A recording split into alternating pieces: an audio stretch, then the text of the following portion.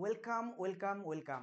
তোমাদের মাধ্যমিকের রেজাল্ট নিশ্চয়ই সবার বেরিয়ে গেছে। কমেন্ট করে একটুখানি জানিয়ে দাও যে তোমাদের রেজাল্টগুলো কেমন হয়েছে, কার কেমন হয়েছে একটুখানি জানিয়ে দাও। আমরা কত দূর পর্যন্ত ছিলাম? আমরা মোশন ইন এ প্লেন, এই motion in a straight line অর্থাৎ একমাত্রিক গতি যে চ্যাপ্টারটা ছিল সেই চ্যাপ্টারটা আমরা টোটাল পুরো শেষ করে দিয়েছিলাম, তাই না? তাহলে আমাদের ওই চ্যাপ্টার থেকে কিছু প্রবলেম, কিছু এমসিকিউ করতে হবে এবং আমরা জানি যে এমসিকিউ ফরম্যাটে কিছু চেঞ্জ এসছে। এমসিকিউ ফরম্যাট নর্মাল এমসিকিউ ছাড়াও কিছু নতুন কিছু সংযোজন হয়েছে। তো সেই রকম বেসেই কোশ্চেনটা বানানো হচ্ছে, সেরকম বেসেই এমসিকিউটা তৈরি হচ্ছে এবং সেই ক্লাসটা খুবই দ্রুত তোমাদের সাথে চলে আসবে। তো সেই জন্য আর ওয়েট করছি না।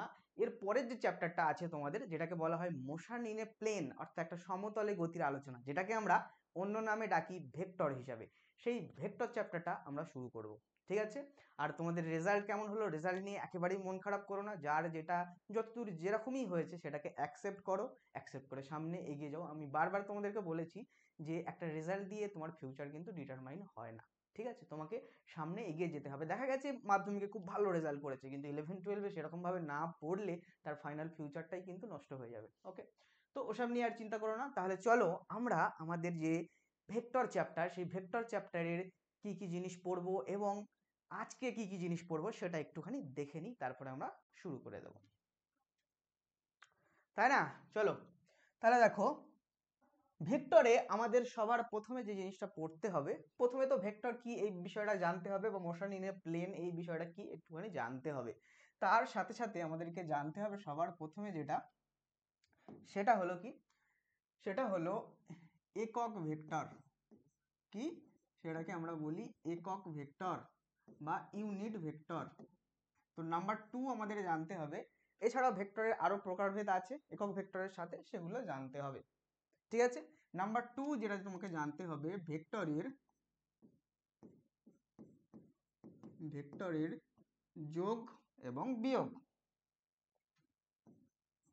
ভেক্টরের যোগ এবং বিয়োগ অর্থাৎ ভেক্টর অ্যাডিশন অ্যান্ড সাবট্রাকশন।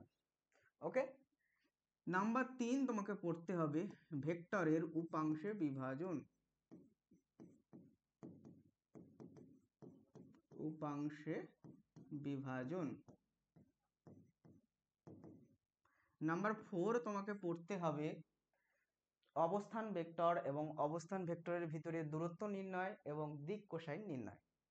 তাহলে কি? অবস্থান ভেক্টর,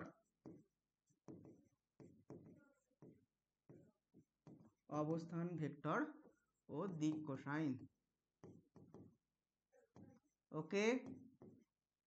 এরপরে যে দুটো টপিক আসছে, সেই দুটো টপিক বা সরি 3টে টপিক, সেটা কি কি দেখে নাও। নাম্বার 5 তোমাকে আসছে আপেক্ষিক বেগ বা রিলেটিভ ভেলোসিটি।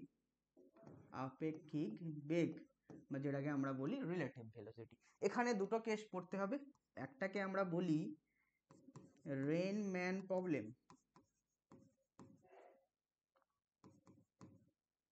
অর্থাৎ বৃষ্টির ফোঁটা আর মানুষের প্রবলেম। দ্বিতীয়টাকে আমরা বলি রিভার বোট প্রবলেম।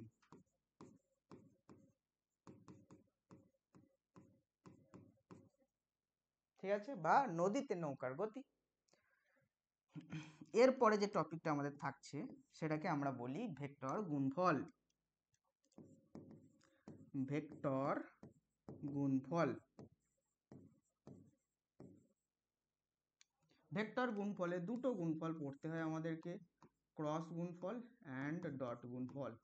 তাহলে ক্রস অ্যান্ড ডট প্রোডাক্ট, গুণফলকে ইংরেজিতে বলে প্রোডাক্ট, তাই না? নাম্বার 7 তোমাকে পড়তে হচ্ছে প্রাসের গতি। প্রাসের গতি। ঠিক আছে? যেটাকে বলে projectile motion. Projectile motion. Projectile motion. এই যে 7টা টপিক, এই 7টা টপিক আমাদেরকে মোশন ইন এ প্লেন বা ভেক্টরে আমাদেরকে পড়তে হবে। এবারে এসো তাহলে ক্লাসগুলো কিভাবে আসবে। একক ভেক্টর, ভেক্টরের যোগ বিয়োগ, ভেক্টরের উপাংশে বিভাজন, পজিশন ভেক্টর এবং দিক কোসাইন। এই যে কটা জিনিস আছে না, এইটা হলো একটা ক্লাস। এটা হলো একটা ক্লাস। ঠিক আছে?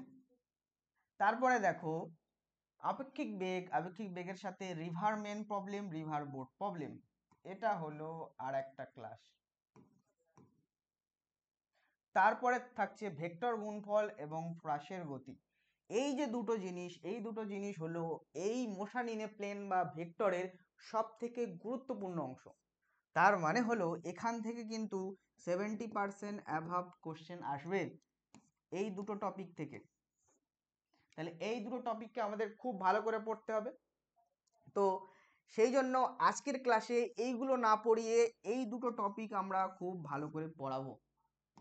এই দুটো টপিকের খুব ভালো করে থিওরি ডিসকাশন করব, আর একটা ক্লাস দেবো শর্টে। এগুলো কিন্তু যে সাপ্তাহিক একটা করে ক্লাস আসবে, সেই ক্লাস ছাড়াও এক্সট্রা ক্লাস হিসাবে তোমাদের সাথে আসবে। তার মানে ভেক্টর গুণফল এবং প্রাসের গতি আজকে তুমি পাবে থিওরি ক্লাস। দেখো আমাদের হেডলাইন কি ছিল,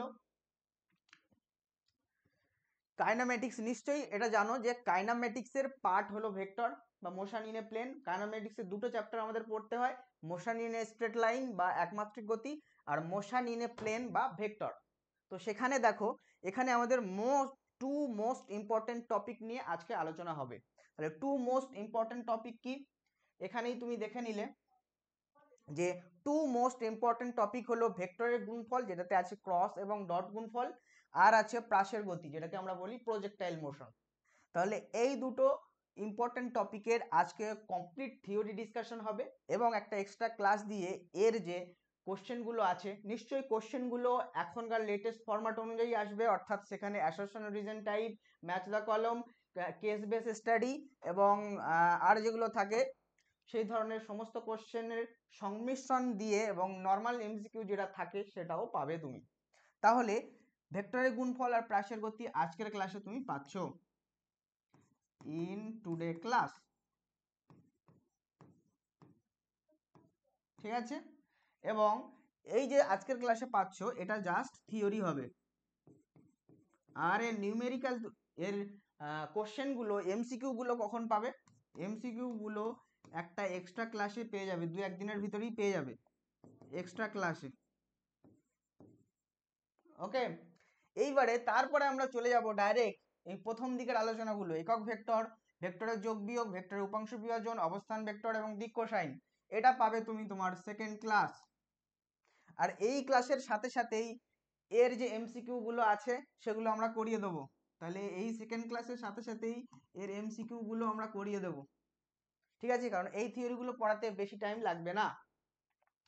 হলো, তারপরে থাকছে একটা টপিক যেটাকে বলা হয় আপেক্ষিক বেগ। তার ভিতরে দুটো প্রবলেম পড়তে হবে, রিভার বোট আর রেনম্যান প্রবলেম, বৃষ্টির ফোঁটা আর নদীতে নৌকার গতি। এটাও আমরা থিওরি প্লাস এমসিকিউ করিয়ে দেবো। আর তোমরা জানো সবকিছু করানোর পরে তোমাদেরকে একটা ডিপিএম আমরা প্রোভাইড করি, ডেইলি প্র্যাকটিস এমসিকিউ প্রোভাইড করি, সেটাও প্রোভাইড করা হবে। এবং এর আগের যে চ্যাপ্টারটা আমাদের ছিল যেটাকে বলা হয় একমাত্রিক গতি বা motion in a straight line, সেটার কিন্তু এখনো ডিপিএম প্রোভাইড করা হয়নি এবং সেটা থেকে এমসিকিউ গুলোও এখনো করানো হয়নি। সেটার জন্য একটা ক্লাস এক্সট্রা ক্লাস হিসেবে তোমরা খুবই শীঘ্রই পেয়ে যাবে। সেটা একটা লং ক্লাস হবে এবং সেই ক্লাসে ওই যে টোটাল যত ধরনের এমসিকিউ ওখান থেকে আসতে পারে, যত প্রকারের, সেগুলো করানো হবে এবং সাথে একটা ডিপিএম দেওয়া হবে। ঠিক আছে, তাহলে এই হলো টোটাল গল্প যে এরকম ভাবে আমরা সামনে এগোচ্ছি। এবারে তোমাদেরকেও আমাদের সামনে একই তালে এগোতে হবে। ঠিক আছে, রেজাল্টে নিয়ে কয়েকদিন বেশ চিন্তিত ছিল, সেই সব নিয়ে তোমাদের ডিস্ট্রাকশন হচ্ছিল, মাথার ভিতরে একটা দুশ্চিন্তা হচ্ছিল, কিন্তু সেগুলো কিন্তু আস্তে আস্তে দূর হয়েছে। রেজাল্ট যা হয়েছে সেটাকে অ্যাকসেপ্ট করে এবারে পড়াশোনার দিকে ফোকাস করো। এবারে অনেকে যারা কিছু কিছু ছেলে মেয়ে ছিল যারা আগে থেকেই সিদ্ধান্ত নিয়ে নিয়েছিল যে তারা সায়েন্স নেবে এবং সেই অনুযায়ী আমাদের সাথে তালে তাল মিলিয়ে পড়াশোনাটা করছিল, কিন্তু কিছু কিছু নতুন ছেলে পাওয়া যাবে তারা এখনই সিদ্ধান্ত নিয়েছে সায়েন্স নেব। তাদের জন্য বলছি কোনো দুশ্চিন্তা নেই, তোমরা সায়েন্স নেবে যখন সিদ্ধান্ত নিয়েছো খুবই ভালো। তো তোমরা পিছনের ক্লাসগুলো আছে রেকর্ডেড ক্লাস হিসেবে, সেগুলো আস্তে আস্তে দেখতে পারো, কোনো অসুবিধা নেই।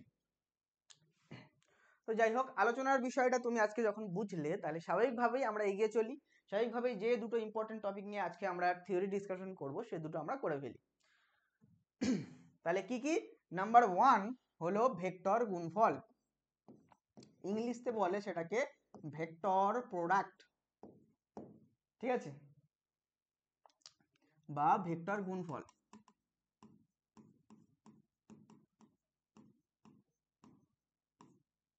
ওকে, চলো এটা আমরা এবারে শুরু করে দিই। তোমাদের কোনো রকম কমপ্লেন থাকলে, কোনো রকম কোনো কিছু ডাউট থাকলে কমেন্ট বক্স খোলা আছে, সেখানে তোমরা কমেন্ট করতে পারো। যে কোনো বিষয়ে কোনো কিছু কমপ্লেন থাকলে, যে কোনো বিষয়ে কোনো কিছু জানতে চাইলে, যে কোনো রকম কোয়ারিতে তোমরা কমেন্ট করতে পারো। ওকে,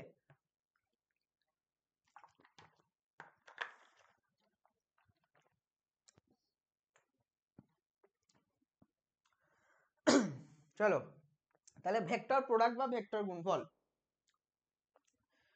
সবার প্রথমে তোমাকে এটা বলি, মোশন ইন এ প্লেন আমরা কেন এটাকে বলছি। মোশন ইন এ প্লেন এটাকে আমরা এই কারণেই বলছি, এখানে গতির আলোচনাগুলো আর একটা স্ট্রেট লাইনে সীমাবদ্ধ থাকছে না, অর্থাৎ সেখানে আর একটা ডাইমেনশনের প্রয়োজন হচ্ছে না। এখানে গতির আলোচনা করার জন্য একের বেশি ডাইমেনশনের প্রয়োজন হচ্ছে, অর্থাৎ এটা স্ট্রেট লাইন থেকে এবার প্লেনে চলে আসলো। প্লেন মানে কি, সমতল, অর্থাৎ সেখানে একের বেশি ডাইমেনশনের প্রয়োজন হবে। আর এখানে যেটা আমরা পড়বো এর পরেই, প্রজেক্টাইল মোশন, সেখানে দেখবে দুটো ডাইমেনশনের প্রয়োজন হবে। ওকে, ভেক্টরের প্রথম বেসিক জিনিসগুলো, অর্থাৎ যেটাকে আমরা বলি ভেক্টরের যোগ বিয়োগ, এগুলো তোমরা পরের ক্লাসে শিখবে, ওটা নিয়ে চিন্তা করো না। এবার ওটার সাথে ভেক্টর গুণফল কানেক্টেড এরকমও বিষয় নয়। চলো তাহলে ভেক্টর প্রোডাক্ট বা ভেক্টর গুণফল আমরা সবাই প্রথমে আলোচনা করি। ভেক্টর গুণফল আমরা কাকে বলবো, দুটো ভেক্টরের গুণ হবে এখানে, ঠিক আছে। তাহলে এই ধরো আমার একটা ভেক্টরকে তুমি নাম দাও এ ভেক্টর, এবং আরেকটা ভেক্টর হলো বি ভেক্টর।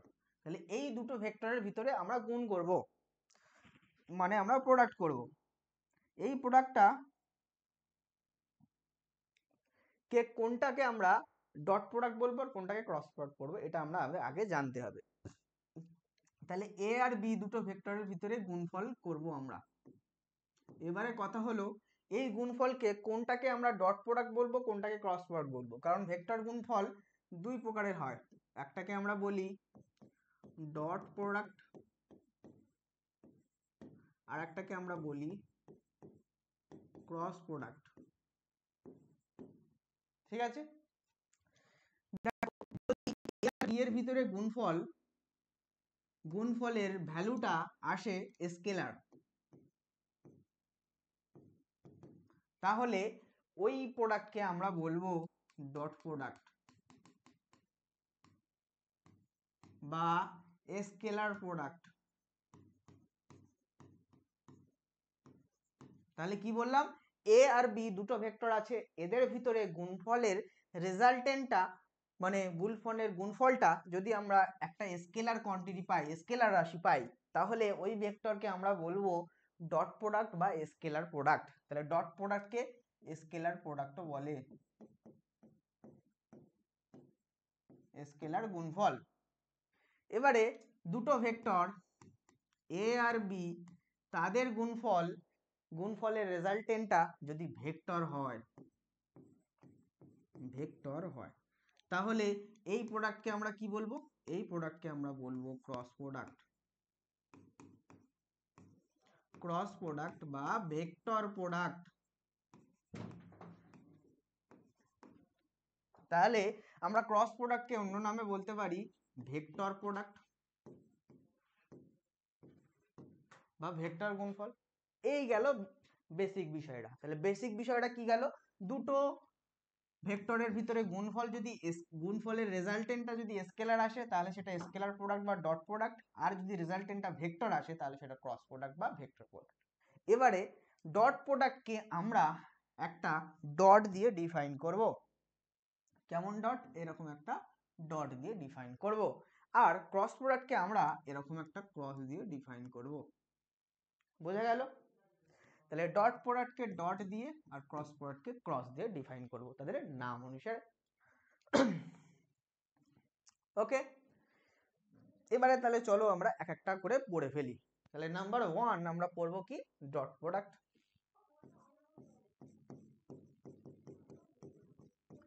ডট প্রোডাক্ট বা স্কেলার প্রোডাক্ট বা স্কেলার গুণফল।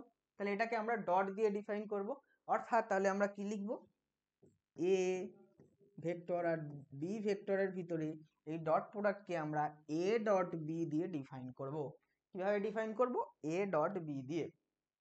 আচ্ছা, তাহলে এটাকে আমরা কি লিখবো? A dot B equals to, A dot B equals to আমরা লিখবো এ এর ম্যাগনিটিউড, বি এর ম্যাগনিটিউড আর তাদের ভিতরের অ্যাঙ্গেলের কস।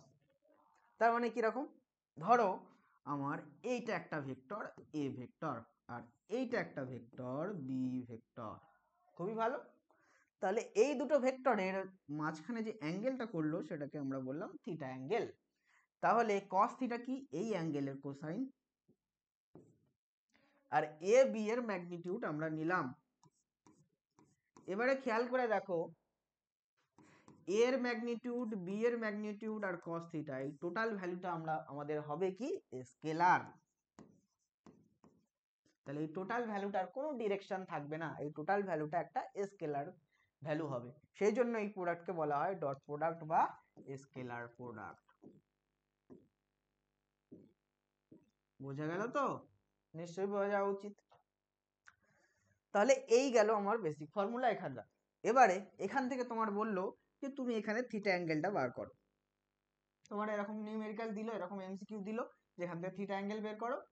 এ বি দুটো ভেক্টর দেওয়া হলো, সেই ভেক্টরের ভিতরে থিটা অ্যাঙ্গেল বের করো। তাহলে থিটা অ্যাঙ্গেল কিভাবে হবে? তুমি দেখতেই পাচ্ছ, তোমাকে প্রথমে করতে হবে cos theta equals to A dot B divide by এর ম্যাগনিটিউড বি এর ম্যাগনিটিউড। আর থিটা কি হবে? থিটা হবে cos ইনভার্স এ আর বি এর ডট প্রোডাক্ট ডিভাইড বাই এর ম্যাগনিটিউড আর বি এর ম্যাগনিটিউড। আচ্ছা, এই যে সাইন আমরা ব্যবহার করছি মডুলাস দিয়ে, এটা দিয়ে তার শুধুমাত্র মান বোঝায়, ম্যাগনিটিউড বোঝায়। আমরা স্কেলার কোয়ান্টিটি কাকে বলি? যাদের শুধুমাত্র মান আছে। আর ভেক্টর আমরা তাদের বলি যাদের মান এবং দিক দুটোই আছে। তাহলে এইটা দিয়ে বোঝায় যে এর ম্যাগনিটিউড মানে এর শুধুমাত্র মান, তাহলে এর শুধুমাত্র আমরা মান নিচ্ছি। ওকে, তাহলে থিটা অ্যাঙ্গেল তোমাকে বের করতে বলে তুমি পাচ্ছ এই ফর্মুলা থেকে cos inverse a dot B divide by a এর মান আর b এর মান। বোঝা গেল? তাহলে ডট প্রোডাক্টের বেসিক জিনিসটা তুমি বুঝলে। এবারে আমরা ডট প্রোডাক্টের কিছু প্রপার্টি দেখব। তাহলে প্রপার্টিজ অফ ডট প্রোডাক্ট।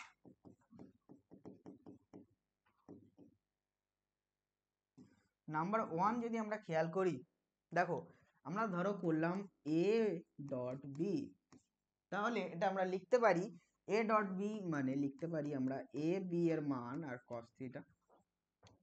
এবারে বললো তুমি লেখো বি ডট এ। তাহলে বি ডট এ মানে কি? বি ডট এ মানে হলো বি এর মান, এ এর মান আর cos মাইনাস থিটা। এইবারে বলো cos কেন মাইনাস থিটা হলো? যখন এ এর সাথে বি করলাম, থিটা এইদিকে প্লাস থিটা ধরলাম, তাহলে বি থেকে এ তে গেলে এইদিকে যাচ্ছে, তখন সেটা আমরা মাইনাস থিটা ধরলাম। আর আমরা এটা জানি cos এর পেটে যদি মাইনাস থিটা থাকে, cos ওই মাইনাসকে খেয়ে ফেলে, এটা ম্যাথের একটা ফর্মুলা। তাহলে এই মাইনাসকে যদি cos খেয়ে ফেলে তাহলে বেরোচ্ছে কি? খেয়ে ফেলে বেরোচ্ছে পেট থেকে cos থিটা। তাহলে আমরা পাচ্ছি কি দেখো, এবারে এই দুটো তো ম্যাগনিটিউড মান, তাহলে আমরা এটাকে ঘুরিয়ে লিখতে পারি এবি। আর cos থিটা এই মাইনাসটাকে খেয়ে ফেলছে, তাহলে হলো এটা। দেখো এ ডট বি আর বি ডট এ এই দুটোই মান কিন্তু সমান এলো, তাই না? তাহলে আমরা এখান থেকে নিশ্চিন্তায় বলতে পারছি A dot B equals to B dot A. তার মানে ডট প্রোডাক্ট বিনিময় নিয়ম মেনে চলে। কি? ডট প্রোডাক্ট বিনিময় নিয়ম মেনে চলে। হলো। এবারে আমরা দেখব নাম্বার 2। এ একটা ভেক্টর, বি একটা ভেক্টর, তাদের ভিতরে আমরা ডট প্রোডাক্ট করেছি। ঠিক আছে, তাহলে এ আর বি এর ভিতরে অ্যাঙ্গেলটা যদি 90 ডিগ্রি হয়, তাহলে আমরা কি লিখব? তাহলে আমরা লিখব এ বি cos 90 ডিগ্রি। আর আমরা জানি cos 90 ডিগ্রির মান 0 হয়, তাই না? তাহলে এই টোটাল মানটা হলো 0। তাহলে কি বোঝা গেল? দুটো ভেক্টর যদি একে অপরের সাথে লম্ব হয়, অর্থাৎ এবারে তোমার এটা যদি দুটো ভেক্টর একে অপরের সাথে লম্ব হয়, এ আর বি যদি পারপেন্ডিকুলার টু ইচ আদার, একে অপরের প্রতি লম্ব হয়, তাহলে আমরা রেজাল্টটা পাচ্ছি A B cos 90 degree, cos 90 ডিগ্রির মান হয় 0, তাহলে তখন আমরা রেজাল্টটা পাচ্ছি 0। বোঝা গেল? খুবই ভালো। সেকেন্ড আমরা থার্ড প্রপার্টি আমরা দেখি। এ একটা ভেক্টর আর আরো একটা সমজাতীয় ভেক্টর আমরা নিলাম, তাহলে দুটো ভেক্টরই এ ভেক্টর। যদি দুটো ভেক্টরই এ ভেক্টর হয় তাহলে এই একটা এ ভেক্টর আর আরেকটা ভেক্টরও তোমার এ ভেক্টর, তাই তো? তাহলে কি দাঁড়াচ্ছে, দুটো ভেক্টর যদি এ ভেক্টরই হয় তাহলে এদের ভিতরে যে অ্যাঙ্গেলটা তৈরি হবে সেটা 0 ডিগ্রি। তাহলে আমরা লিখবো কি, এর মান দুটোই এ, আর cos কত, cos 0 ডিগ্রি। তাহলে এখানে তুমি লিখছো এ স্কোয়ার, আর cos 0 ডিগ্রির ভ্যালু কি হয়, cos 0 ডিগ্রির ভ্যালু 1 হয়, তাই না? তাহলে এখানে আমার আসলো কি 1, মানে ভ্যালুটা আমার দাঁড়ালো এ স্কোয়ার। তাহলে দুটো যদি সমজাতীয় ভেক্টর হয় অথবা দুটো ভেক্টরের মধ্যবর্তী অ্যাঙ্গেল যদি 0 হয় তাহলে সেটার একটা আমরা সর্বোচ্চ মান পাবো, যেটা হলো এ এর স্কোয়ার। ঠিক আছে, অর্থাৎ সেই ভেক্টরের মানের বর্গ। আর যদি তাদের মধ্যবর্তী অ্যাঙ্গেল 90 ডিগ্রি হয় তাহলে সেটার আমরা একটা সর্বনিম্ন মান পাবো, যেটাকে বলা হবে 0। বোঝা গেল? এই গেল কটা প্রপার্টিস। তাহলে এই প্রপার্টিস গুলো যখন গেল, এবারে আমরা একক ভেক্টরের ক্ষেত্রে এই ভ্যালুগুলো দেখব। সেটা কিভাবে দেখো, একক ভেক্টর কাকে বলে একটু আমরা বলি আগে। এই ধরো একটা ভেক্টর আছে এ ভেক্টর, ঠিক আছে? একক ভেক্টরের নাম থেকেই বোঝা যাচ্ছে একে একক ভেক্টর এই কারণে বলা হয় কারণ এর মান হয় 1, তাই একে একক ভেক্টর বলা হয়। যেহেতু এটা একটা ভেক্টর তাহলে এটা একটা ডিরেকশন আছে। তাহলে এ একটা যদি ভেক্টর হয় এবং সেই এর অভিমুখে একক ভেক্টর তোমার নির্ণয় করতে দেয়, তাহলে সেটা কি হবে, সেটা এ ভেক্টরকে তার মান দিয়ে ভাগ করো, তাহলে তুমি সেই একক ভেক্টরটা পেয়ে যাবে এবং সেটাকে এর মাথায় ক্যাপ দিয়ে লেখা হয়। তাহলে কি, সেই ভেক্টরটাকে তার মান দিয়ে যদি ভাগ করো তাহলে তাই সেই ভেক্টরটা, যে ভেক্টরটা তুমি পাচ্ছ তাকে বলা হবে একক ভেক্টর। তাহলে কোনো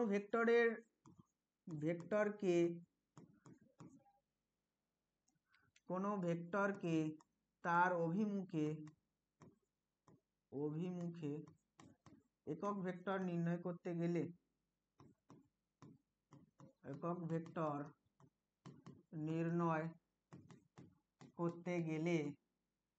তার সেই ভেক্টরকে তার মান দিয়ে ভাগ করতে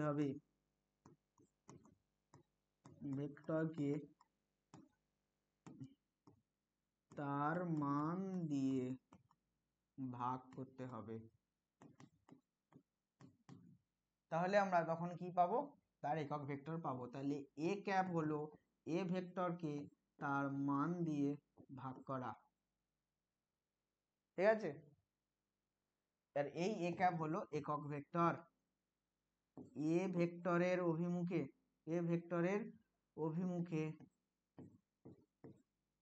একক ভেক্টর, এ ভেক্টরের অভিমুখে একক ভেক্টর হলো।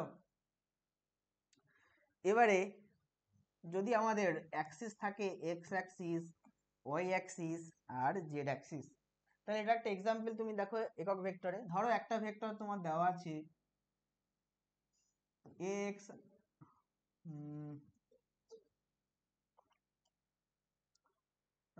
ধরো একটা ভেক্টর তোমার দেওয়া আছে বি ভেক্টর, ঠিক আছে? তাহলে বি ভেক্টরের একক ভেক্টর কি হবে, তার অভিমুখে নিশ্চয়ই বি ভেক্টরকে তার মান দিয়ে ভাগ করতে হবে। ভাগ করলে আমরা পাবো কি, তার একক ভেক্টর, সেটাকে আমরা বি ক্যাপ দিয়ে লিখবো। তাহলে এরকম জিনিস আমরা যদি এক্স ওয়াই জেড অক্ষের ক্ষেত্রে দেখি, এটাকে যদি আমরা এক্স অক্ষ নাম দিই, এটাকে যদি আমরা ওয়াই অক্ষ নাম দিই, আর এটাকে যদি আমরা জেড অক্ষ নাম দিই, তাহলে এক্স অক্ষের দিক বরাবর যে একক ভেক্টর থাকে তাকে আই ক্যাপ দিয়ে নির্ণয় করা হয়। আমরা জানি সবসময় একক ভেক্টর মানে তার মাথায় একটা ক্যাপ থাকবে, এই চিহ্নটাকে বলা হয় ক্যাপ। ঠিক আছে, তাহলে এক্স অক্ষের দিক বরাবর যে একক ভেক্টর হবে সেটাকে আই ক্যাপ দিয়ে ডিনোট করা হবে, এবং ওয়াই অক্ষের দিকে যে একক ভেক্টরটা থাকবে সেটাকে আই এর পরে কি হয় জে, তাহলে জে ক্যাপ দিয়ে ডিনোট করা হবে, এবং জে এর পরে কি হয় কে হয়, তাহলে জেড অক্ষ বরাবর যে একক ভেক্টরটা থাকবে সেটাকে কে ক্যাপ দিয়ে ডিনোট করা হবে। বোঝা গেল? তাহলে এই জিনিসটা কিন্তু সব সময় তোমাকে মাথায় রাখতে হবে।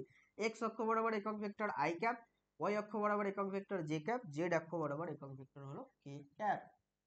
যেহেতু এগুলো একক ভেক্টর তাহলে এদের মান কি হবে, এদের মান হবে 1, এবং এদের দিক কত, আই ক্যাপের দিক এক্স অক্ষ বরাবর, জে ক্যাপের দিক ওয়াই অক্ষ বরাবর, জেড ক্যাপের দিক জেড অক্ষ বরাবর। বোঝা গেল? তাহলে একক ভেক্টরের মূল বিষয়টা পুরো বোঝা গেল। এটা যদি তোমার বোঝা যায় তাহলে একটা আমরা করতে দিই। ধরো এ একটা ভেক্টর যেটার মান হলো 3i cap 2j cap plus 4k cap. তাহলে এই এ ভেক্টরের অভিমুখে একক ভেক্টর নির্ণয় করো।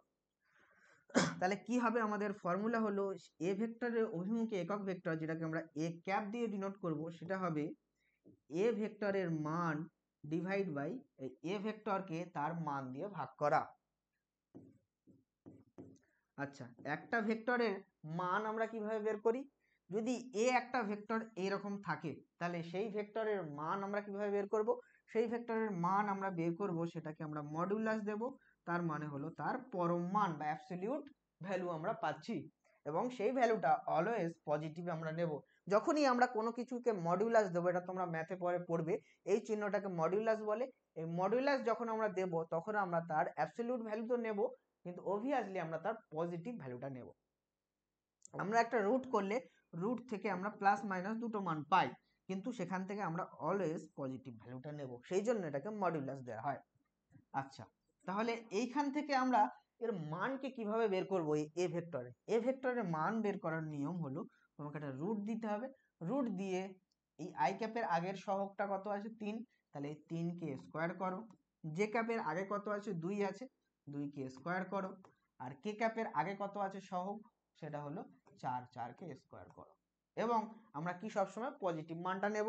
তাহলে দাঁড়ালো কত, 3 3কে 9, 9 আর 4 13, 13 আর 16, তাহলে 13 আর 16 হলে কত হয় 29 হয়। তাহলে রুট ওভার অফ 29 এটার যে ভ্যালু আসবে সেটা হবে। তাহলে আমাদের মানটা কত দাঁড়ালো, একক ভেক্টরের মানটা তুমি লিখবে 3i cap plus 2j cap plus 4k cap divide by root over 29। এইটা হবে তোমার একক ভেক্টরের অ্যান্সার। সেটাকে কি লিখবে, এর মাথায় যে ভেক্টরটা থাকবে তার মাথায় ক্যাপ দিয়ে লিখবে। ভেক্টর মানে এরকম সাইন থাকবে, ভেক্টর মানে এরকম সাইন থাকবে, এবং একক ভেক্টর মানে এর মাথায় ক্যাপ দিয়ে লেখা হবে। তাহলে ভেক্টর মানে এরকম তীর চিহ্ন থাকবে, এই তীর চিহ্ন দিয়ে ডিরেকশন বোঝায়, আর একক ভেক্টর মানে এরকম ক্যাপ চিহ্ন থাকবে। ঠিক আছে, তাহলে এবারে আমরা যেটা ছিল আমাদের আগের বিষয়টা, যে এই প্রপার্টিজ গুলো আমরা পড়লাম তিনটে, এরপরে আমরা দেখবো যদি একক vector X I cap J cap K ক্যাপের ক্যালকুলেশন আসবে তখন ডট প্রোডাক্ট করলে কি হবে।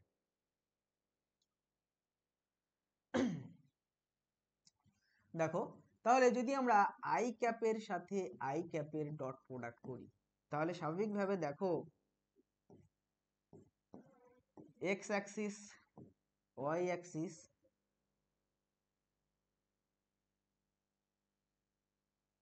X axis Y axis Z axis, একক ভেক্টর হলো I cap J cap K cap.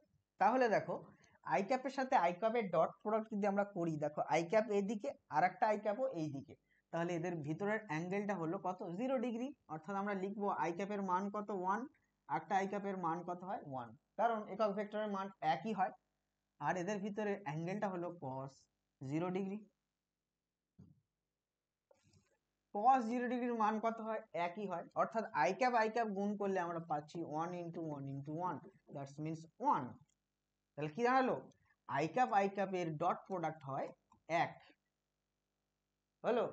এবারে এটা সমজাতীয় দুটো একক ভেক্টরের গুণ করলাম। যদি বিষমজাতীয় হয়, অর্থাৎ যদি আই ক্যাপের সাথে আমরা জে ক্যাপের ডট প্রোডাক্ট করি, তাহলে কি হবে দেখো, আই ক্যাপের মান আমরা 1 বসাবো, জে ক্যাপের মানও আমরা 1 বসাবো। ঠিক আছে, আর কি বসাবো? আর বসাবো আমরা এদের ভিতরের অ্যাঙ্গেলটা। এদের ভিতরের অ্যাঙ্গেল দেখো, আই জে ক্যাপের ভিতরের অ্যাঙ্গেল হলো 90 ডিগ্রি। এক্স আর ওয়াই অক্ষে একে অপরের সাথে লম্ব হয়, তাহলে আমরা লিখবো cos 90 ডিগ্রি। আমরা সবাই জানি cos 90 ডিগ্রি মানে তার ভ্যালু কত হয়? 0। তাহলে টোটালটা এলো 0, অর্থাৎ লোয়েস্ট ভ্যালু, আর এটা হলো হাইয়েস্ট ভ্যালু। অর্থাৎ দেখা গেল বিষমজাতীয় ভেক্টর, বিষমজাতীয় একক ভেক্টরের গুণফল কিন্তু সবসময় 0। এবং সেই একক ভেক্টর মানে শুধু I cap, J cap, K ক্যাপের ক্ষেত্রে, বাকি একক ভেক্টরের ক্ষেত্রে নয়। তোমাকে যদি এ ভেক্টর এ ক্যাপ আর বি ক্যাপের বলে, তাহলে তুমি লিখতে পারবে না এদের ভিতরে অ্যাঙ্গেল 90 ডিগ্রি। শুধুমাত্র I cap, J cap, K cap অর্থাৎ এক্স, ওয়াই আর জেড অক্ষ বরাবর একক ভেক্টরের ক্ষেত্রে এই নিয়মটা প্রযোজ্য। তাহলে যখনই এক্স, ওয়াই, জেড বরাবর একক ভেক্টর আমাদের থাকবে, তখনই সাথে সাথে তুমি আই ক্যাপ দেখলে 1 বসাবে, আই ক্যাপ জে ক্যাপ দেখলে বা জে ক্যাপ কে ক্যাপ দেখলে বা আই ক্যাপ কে ক্যাপ দেখবে, যা বিষমজাতীয় দেখবে তাকে তুমি 0 বসিয়ে দেবে। এটা হলো তোমার কাজ। ঠিক আছে, তাহলে যদি তোমাকে একটা এক্সাম্পল দেওয়া হয়, এ একটা vector 2 I cap 3 J cap 4 K cap, B একটা vector 5 I cap 3 J cap 4 K cap, তাহলে এ ডট বি তুমি করো, এ ডট বি তুমি বার করো। তখন তুমি কি করবে? তাহলে এ এর সাথে বি এর ডট প্রোডাক্ট তোমাকে করতে হবে। তাহলে তুমি ডাইরেক্ট এই যে নিয়মগুলো পড়লে এগুলোকে অ্যাপ্লাই করবে। অর্থাৎ তুমি দেখো, একবার তুমি 2 আই ক্যাপ দিয়ে এই পুরোটাকে গুণ করবে, একবার 3 আই ক্যাপ দিয়ে এই পুরোটাকে গুণ করবে, একবার 4 আই ক্যাপ দিয়ে পুরোটাকে গুণ করবে। এটা তো তুমি করবে সাধারণ গুণ অনুযায়ী। তাহলে যখন তুমি 2 আই ক্যাপ দিয়ে পুরোটাকে গুণ করবে, তখন 2 আই ক্যাপের সাথে যখন 5 আই ক্যাপ গুণ করবে, তখনই তুমি 1 লিখবে। তার মানে তুমি 5 আই ক্যাপের এইটা 1 লিখলে, আর 5 দোকানি হলো 10, তাহলে তুমি এখানে লিখলে 10। এবারে দেখো 2 আই ক্যাপ যখন এই জে ক্যাপ আর কে ক্যাপের সাথে গুণ হবে, তখন ভ্যালু 0, তাহলে তারপরে তুমি লিখবে 0, আবার একটা 0 হলো। এবারে দেখো 3 জে ক্যাপ দিয়ে আবার তুমি এই তিনটাকে গুণ করবে, তাহলে 3 জে ক্যাপ যখন 5 আই ক্যাপের সাথে গুণ হবে তখন হবে 0, আবার 3 জে ক্যাপ যখন জে ক্যাপের সাথে গুণ হবে তখন তুমি কি লিখবে? জে ক্যাপ 1 হয়, তাহলে 3 × 3 অর্থাৎ 9। ঠিক আছে, আবার যখন তুমি কে ক্যাপ দিয়ে পুরোটাকে গুণ করতে চাইছো, তখন কে ক্যাপ যখন 5 আই ক্যাপের সাথে গুণ হবে তখন সেটাতে 0 পাবে, আবার কে ক্যাপ যখন জে ক্যাপের সাথে গুণ হবে তখন সেটাতে তুমি 0 পাবে, ডট প্রোডাক্ট হবে। আবার কে ক্যাপ যখন কে ক্যাপের সাথে গুণ হবে, ডট প্রোডাক্ট হবে, তখন সেটাতে তুমি পাবে 1। তাহলে কে ক্যাপ 1 আর 4 × 4 হলো 16। তাহলে তোমার ভ্যালুটা আসলো কত? 10 9 16, 16 প্লাস 9 হলে হলো 25, 25 প্লাস 10 হলো 35। তাহলে 35 হলো তোমার অ্যান্সার। দেখো কত ইজি লাগছে না বিষয়টা? হ্যাঁ, এটা একদমই এরকম ভাবে ইজি। তাহলে ডট প্রোডাক্টটা তুমি কমপ্লিটলি শিখে গেলে, তাই না? ডট প্রোডাক্ট তুমি কমপ্লিটলি শিখে গেলে। তাহলে কমপ্লিটলি যখন শিখে গেলে, আমরা দু একটা জিনিস করতে দিই তোমাকে, দেখি কেমন শিখেছো। কোনটা করতে দেওয়া যায়?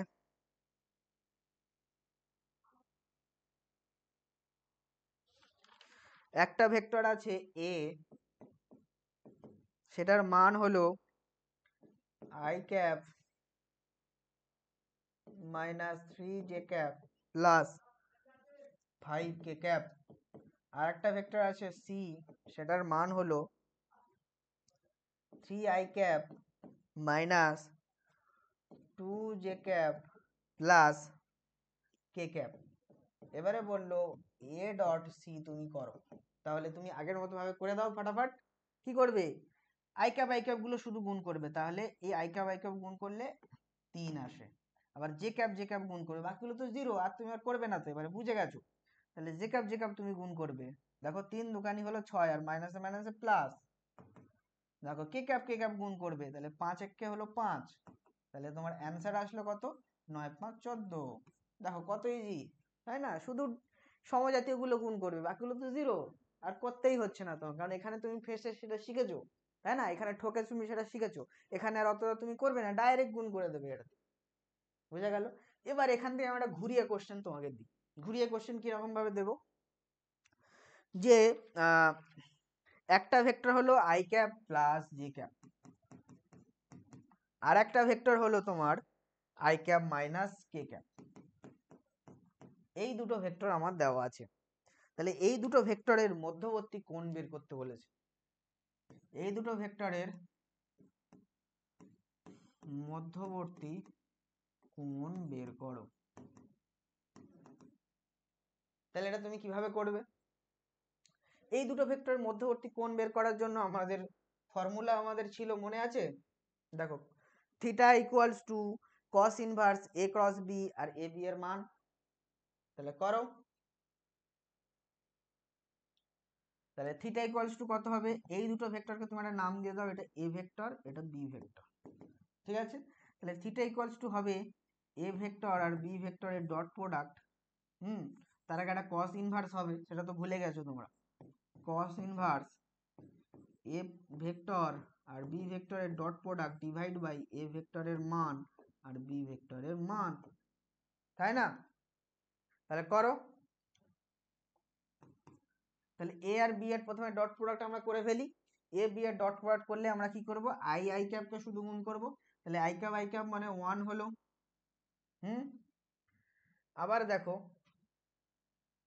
ও আই ক্যাপ তো নেই এখানে, সরি, না আই ক্যাপ আছে, আই ক্যাপ তো আছে। তাহলে কি কি ছিল আমাদের? I cap plus J cap আর I cap minus K cap, ঠিক আছে? আই ক্যাপ তো আছে, তাহলে আই ক্যাপ মানে 1 হলো। আর দেখো, যে আই গুণ হলে 0 হয়, জে কে গুণ হলে 0 হয়, তাহলে শুধু সমজাতীয় আছে আই ক্যাপ, তাহলে ভ্যালুটা এলো আমাদের 1, ঠিক আছে? অর্থাৎ আমরা লিখবো cos ইনভার্স 1। আর নিচে এই দুটোর মান আমরা বের করি। এ ভেক্টরের মান কিভাবে বের করবো ভাই? এ ভেক্টরের মান হবে modulus of A, that's means root over of, এটার সহগ কি আছে? 1, তাহলে 1 স্কয়ার, এটাকে কিছু নেই মানে 1 আছে, 1 স্কয়ার। আর বি ভেক্টরের মান বের করো, root over of 1 square plus minus 1 এর স্কয়ার। তাহলে দুটোই ভ্যালু দাঁড়ালো রুট ওভার 2।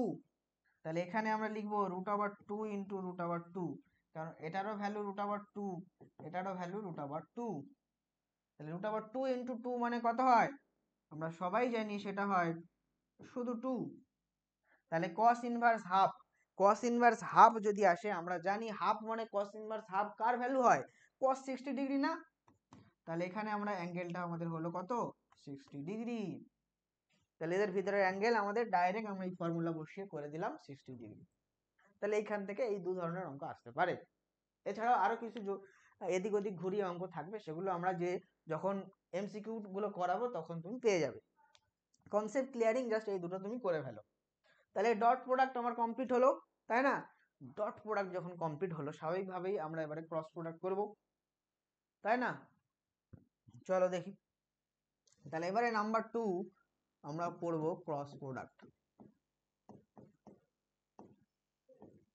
বা যেটাকে বলা হয় ভেক্টর প্রোডাক্ট। প্রোডাক্ট মানে হলো বাংলাতে বলা হয় গুণফল, ঠিক আছে? গুণফল। আচ্ছা, তাহলে এই বিষয়টা কি? আগের মতোই এ একটা ভেক্টর আর বি একটা ভেক্টর, এদের ভিতরের গুণফলটা যদি আমরা একটা ভেক্টর পাই, অর্থাৎ এই দুটো ভেক্টরকে গুণ করে আমরা পাবো একটা ভেক্টর, তখন এটাকে বলা হবে ভেক্টর গুণফল বা ক্রস প্রোডাক্ট। আর এটাকে ক্রস এই চিহ্ন দিয়ে ডিটারমাইন করা হবে। তাহলে আমরা লিখবো কি? এ ক্রস বি। আর এ ক্রস বি এর ভ্যালু কত হবে? বলছে এ ক্রস বি এর ভ্যালু, যেমন তুমি এ ডট বি এর ভ্যালু লিখেছিলে এ বি এর মান আর cos থিটা, তাহলে এখানে তোমাকে লিখতে হবে এ বি এর মান আর sin থিটা। তাহলে এ ক্রস বি হলো এ বি এর মান আর sin থিটা। এবারে গল্প গেল, এই যে পার্টটা আমরা পেলাম, এটা কিন্তু এবারে কি হবে? ভেক্টর হবে।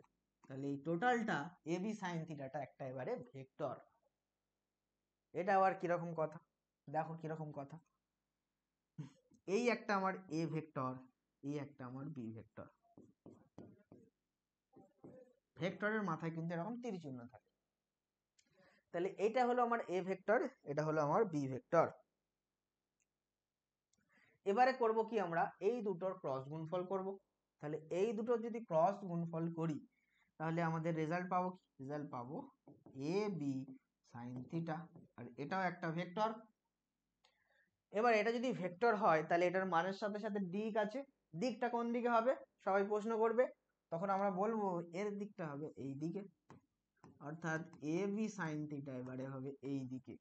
তাহলে এই দিকটা কোন দিক, এটা যদি এক্স অ্যাক্সিস এটা ওয়াই অ্যাক্সিস হয় তাহলে A B sign থিটাটা Z Axis বরাবর। তার মানেটা কি, তার মানেটা হলো আমরা জানি এক্স আর ওয়াই অ্যাক্সিস জেড অ্যাক্সিসের সাথে পারপেন্ডিকুলার হয়। তাহলে আমরা বলতে পারি যে এ বি এর ক্রস প্রোডাক্ট অর্থাৎ এ বি সাইন থিটা এই মানটা এ আর বি দুটোর সাথেই লম্ব। তাহলে A B sine theta perpendicular to both A and B. তাহলে কি লিখবে তুমি, এই ভেক্টরটার ডিরেকশন কোন দিকে, পারপেন্ডিকুলার মানে লম্ব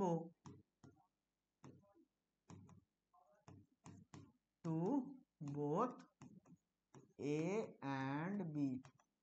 এই যে থিওরি, এই থিওরি থেকে একটা কোশ্চেন আসে যে একটা ভেক্টর তোমার দিয়ে দেবে এবং আরো একটা ভেক্টর দিয়ে দেবে, অর্থাৎ দুটো ভেক্টর দিয়ে দেবে, তোমাকে বলবে এই দুটো ভেক্টরের উপরে লম্ব ভেক্টর নির্ণয় করো। মানে তোমাকে ইনডাইরেক্টলি বললো যে তুমি এই দুটো ভেক্টরের ক্রস প্রোডাক্ট করো। ঠিক আছে, এটা কিন্তু খেয়াল রাখবে। তাহলে এইটা আমরা ডট প্রোডাক্টের বেসিক জিনিস দেখলাম। তাহলে স্বাভাবিকভাবে এখান থেকে আমাদের থিটা অ্যাঙ্গেল বের করব কিভাবে, থিটা অ্যাঙ্গেল বের করব আমাদের একই কসের ইনভার্সের জায়গায় হবে সাইন ইনভার্স। তাহলে সাইন ইনভার্স এ বি এর cross product divide by A B এর মান, এইটা হবে আমাদের থিটা বের করার ফর্মুলা। বোঝা গেল, খুবই ইজি।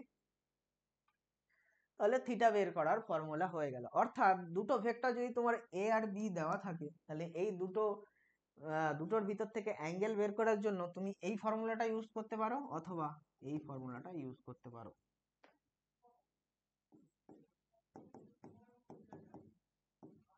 এই ফর্মুলাটা ইউজ করতে পারো। যদি তুমি ক্রস করো তাহলে সাইন ইনভার্স করবে, যদি ডট করো তাহলে কস ইনভার্স করবে।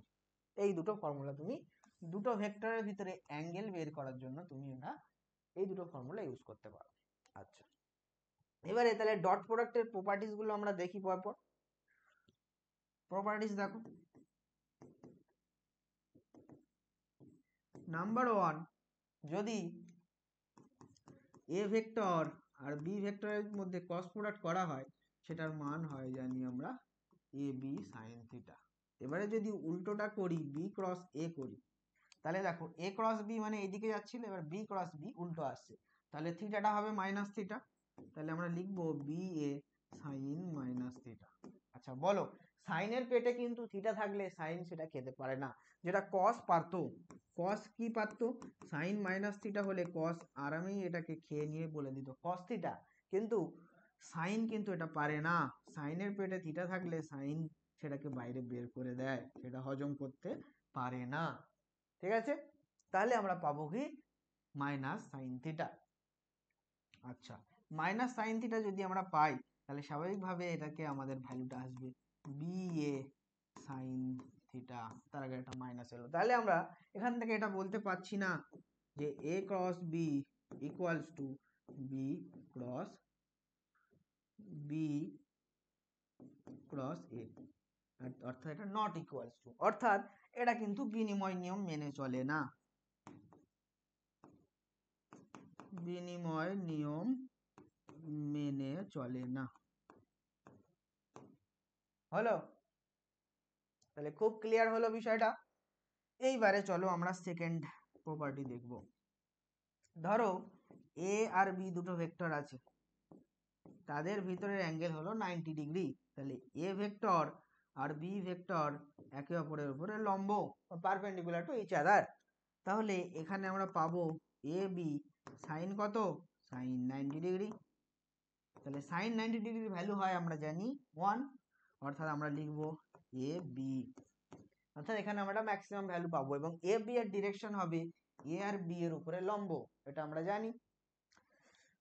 এবারে যদি একটা ভেক্টর এ হয় আর একটা ভেক্টরও এ হয়, দুটো সমজাতীয় ভেক্টর হয়, তাহলে তাদের মধ্যবর্তী কোণ কত হবে? 0 ডিগ্রি। অর্থাৎ আমরা পাবো এ বি সাইন 0 ডিগ্রি। আর আমরা জানি সাইন যদি 0 ডিগ্রি হয়, সাইন 0 ডিগ্রির মান কিন্তু হবে 0।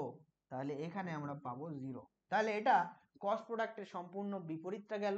বিপরীত গেল মানে এখানে আমরা পেলাম কি, কস প্রোডাক্টে যেগুলোই হচ্ছিল এখানে সম্পূর্ণ বিপরীতটা হচ্ছে। তাহলে সমজাতীয় ভেক্টর হলে ভ্যালুটা 0, যেটা কস প্রোডাক্টের ক্ষেত্রে ভ্যালুটা 1 আসছিল, কিন্তু এখানে সমজাতীয় ভেক্টর হলে ভ্যালুটা 0। আর বিষমজাতীয় ভেক্টর হলে তার ভ্যালুটা ম্যাক্সিমামের দিকে থাকছে 90 ডিগ্রি যদি হয়। হলো। এইবারে আমরা চলো cross I cap J cap K ক্যাপের ক্ষেত্রে নিয়মটা কি আমরা সেটা দেখে ফেলি।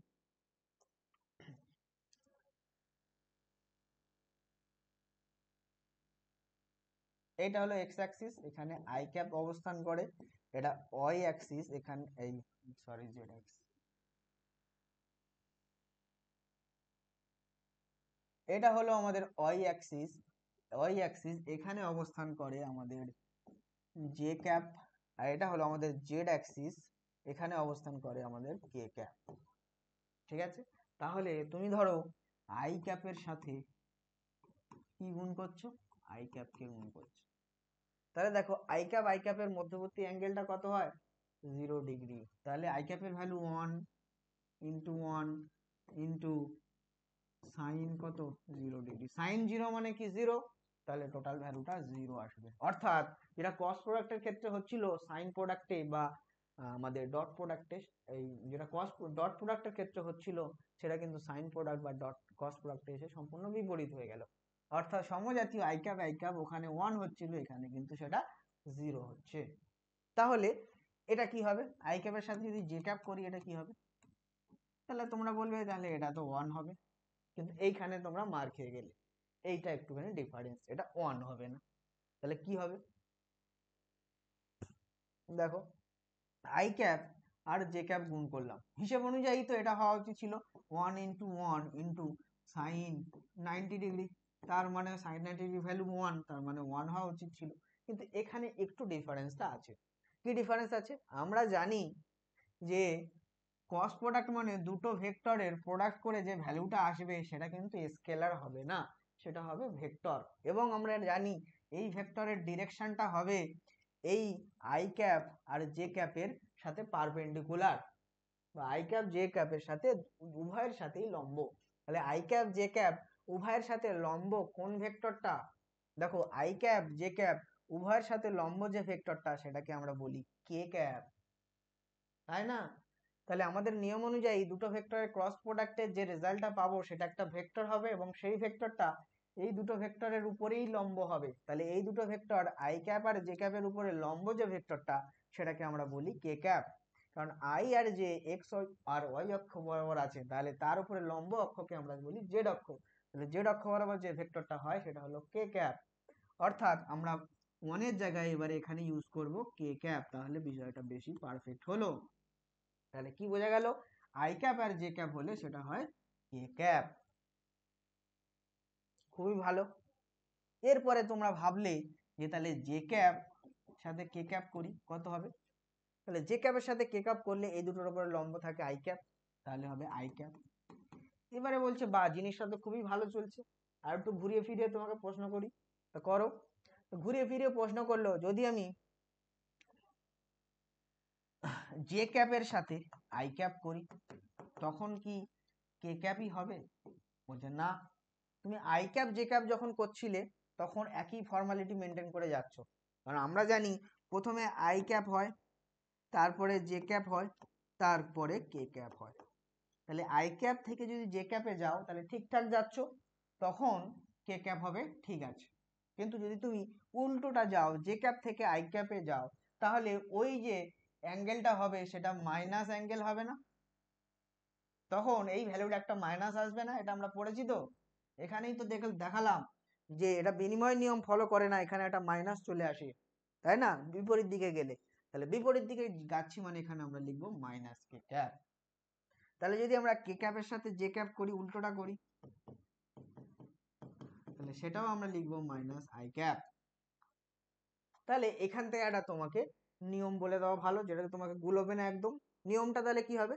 নিয়মটা হলো, যদি তুমি এইরকম ঘোরো, আই ক্যাপের পরে জে ক্যাপ, কে ক্যাপ থেকে আবার আই ক্যাপ, ঠিক আছে, এইরকম ভাবে যদি তুমি ঘোরো, অর্থাৎ এই ঘোড়াটাকে কি বলে, ঘড়ির কাঁটা এই দিকে ঘোরে আর তুমি ঘুরছো অ্যান্টি ক্লকওয়াইজ। যদি তুমি অ্যান্টি ক্লকওয়াইজ ঘোরো তাহলে বিষয়টা ঠিক আছে।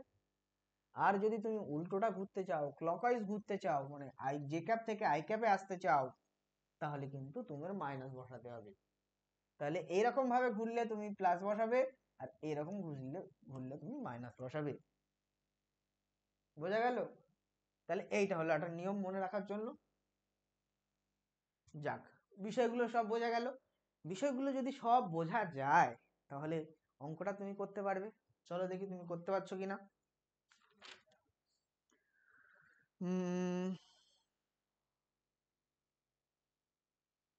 কোনটা দেওয়া যায়, চলো এটা দিই। একটা ভেক্টর এ ভেক্টর, একটা ভেক্টর বি ভেক্টর। এই হলো আমার একটা এ ভেক্টর আর একটা হলো বি ভেক্টর। এ ভেক্টরের মান দেওয়া আছে ax i cap, ay j cap, az k cap. হলো। বি ভেক্টরের মান দেওয়া আছে bx i cap, by j cap, bz k cap. খুবই ভালো। এটা যখন হলো, এবারে যদি আমরা a ক্রস b করি তাহলে কি হবে? তাহলে দেখো, একবার এ আই ক্যাপ দিয়ে পুরোটাকে গুণ করতে হবে, এ ওয়াই জে ক্যাপ দিয়ে পুরোটাকে গুণ করতে হবে, এটাকে দিয়ে পুরোটাকে গুণ করতে হবে, এটাই তো নিয়ম। তাহলে দেখো, এ এক্স আই ক্যাপ দিয়ে যখন পুরোটাকে গুণ করব, তাহলে দেখো আমাদের জানি আই ক্যাপ হলে 0 হবে। তাহলে এই দুটো যখন হলো তখন 0 0 বসিয়ে দাও। আই ক্যাপের সাথে জে ক্যাপ মানে তুমি অ্যান্টি ক্লকওয়াইজ যাচ্ছ, প্লাস বসাবে। তাহলে তুমি কি বসাবে, এ এক্স বি ওয়াই কে ক্যাপ, ঠিক আছে। তারপরে তুমি আই ক্যাপের সাথে কে ক্যাপ করলে, আই ক্যাপ কে ক্যাপ মানে এবারে তুমি ক্লকওয়াইজ যাচ্ছ, মাইনাস বসাবে, বিপরীতে যাচ্ছ, তাহলে minus A Y B Z, আর আই এর সাথে কে করলে বাকি থাকছে জে ক্যাপ। এইটা আমরা পেলাম আই ক্যাপের সাথে পুরোটা গুণ করে। সিমিলার তুমি জে ক্যাপের সাথে পুরোটা করো। তাহলে জে ক্যাপের সাথে যখন আই ক্যাপ করছো, দেখো জে ক্যাপ আই ক্যাপ মানে অপোজিটে তুমি ঘুরছো, তাহলে মাইনাস বসাও। তাহলে minus A Y B X, আর জে আই হলে কে ক্যাপ বাকি থাকে। এবারে জে ক্যাপ এটা 0 হবে। তো এটার সাথে এটা করলে দেখো, জে এর পরে কে, নিশ্চয়ই জে এর পরে কেই থাকে, তাহলে এটা প্লাস হবে। তাহলে প্লাস বসাও, A Z B Z, sorry, A Y B Z. এবারে জে আর কে যদি করো, আই থাকে বাকি। হয়ে গেল এই দুটোর পার্ট কমপ্লিট। এবারে বাকি থাকে এইটা। এটা যদি বাকি থাকে তাহলে ওই এ জেড দিয়ে যখন এটাকে গুণ করছো, কে আর আই, দেখো কে এর পরে আই হয়, তার মানে ঠিক আছে। তাহলে এটাকে তুমি কি লিখবে, প্লাস লিখবে। প্লাস লিখবে এ জেড বি এক্স, আর আই এর সাথে কে হলে জে ক্যাপ পড়ে থাকে। তারপরে কে এর সাথে কে এর পরে জে, দেখো কে এর পরে জে মানে বিপরীতে আসছো, তাহলে মাইনাস লেখো, A Z B Y I cap. এবারে এটা কে এর সাথে কে করলে মানে 0 হলো। তাহলে আমার অ্যান্সারটা আসলো এটা। এবারে বলছো যে এই এত ঝামেলা করে গুণ করতে হবে, ভালো লাগছে না, একটা সহজ উপায় বলো স্যার। তাহলে কি করা যায়? চলো, একটা সহজ উপায়ও আছে। কি সহজ উপায়? সহজ উপায় হলো এইটাকে সিম্পল ডিটারমিনেন্ট করতে হবে।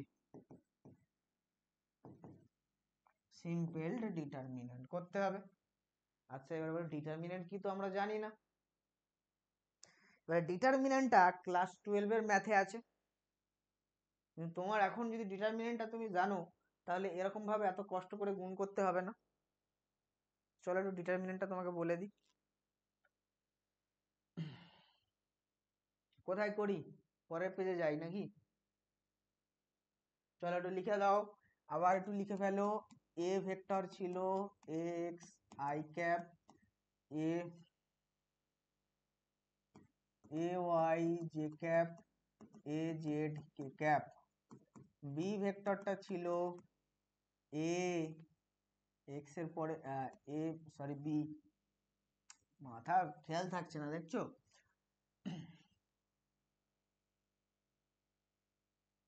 B X I cap, B Y J cap, B Z K cap, এই তো আমাদের ছিল।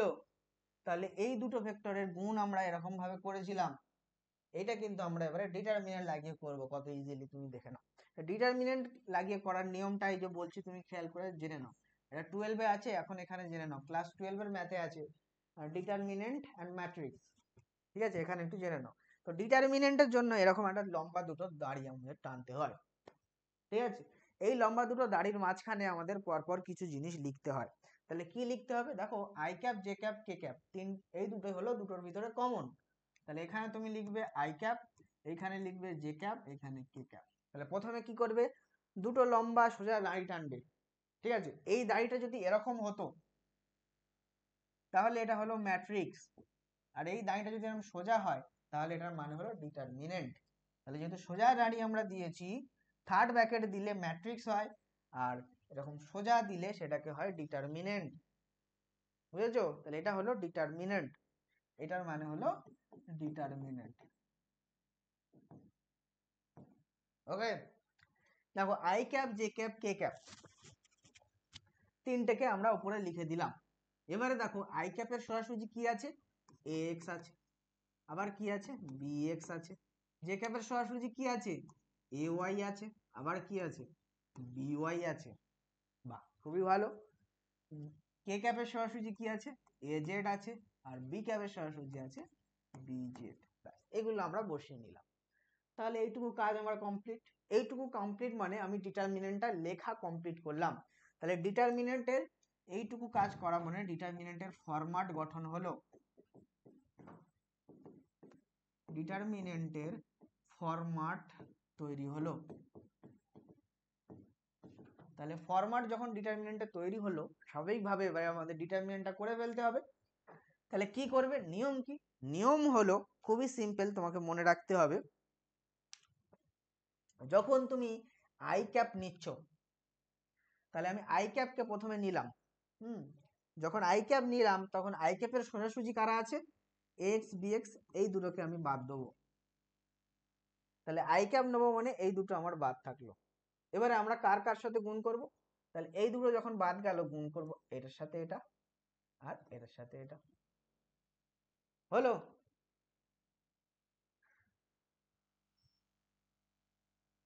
দেখো, তাহলে আই ক্যাপ যখন এরকম আমরা চাপা দিলাম, তখন বাদ থাকলো এটা আর এটা। তাহলে আমরা তখন কি করব? তাহলে প্রথমে আই ক্যাপ আমরা যখন নেব, আই ক্যাপ নেওয়ার সাথে সাথে আমরা গুণটা করব কি? এই দুটোর গুণ করব, অর্থাৎ এ এক্স বি জেড। আবার এবারে যখন এই দিকের এই ক্রস গুণটা করব, হ্যাঁ, সেটার জন্য আগে আমরা একটা মাইনাস বসাবো। এটা হলো নিয়ম। এক্স বিওয়াই, বিওয়াই এক্স যেটা করবে সেটাই হবে।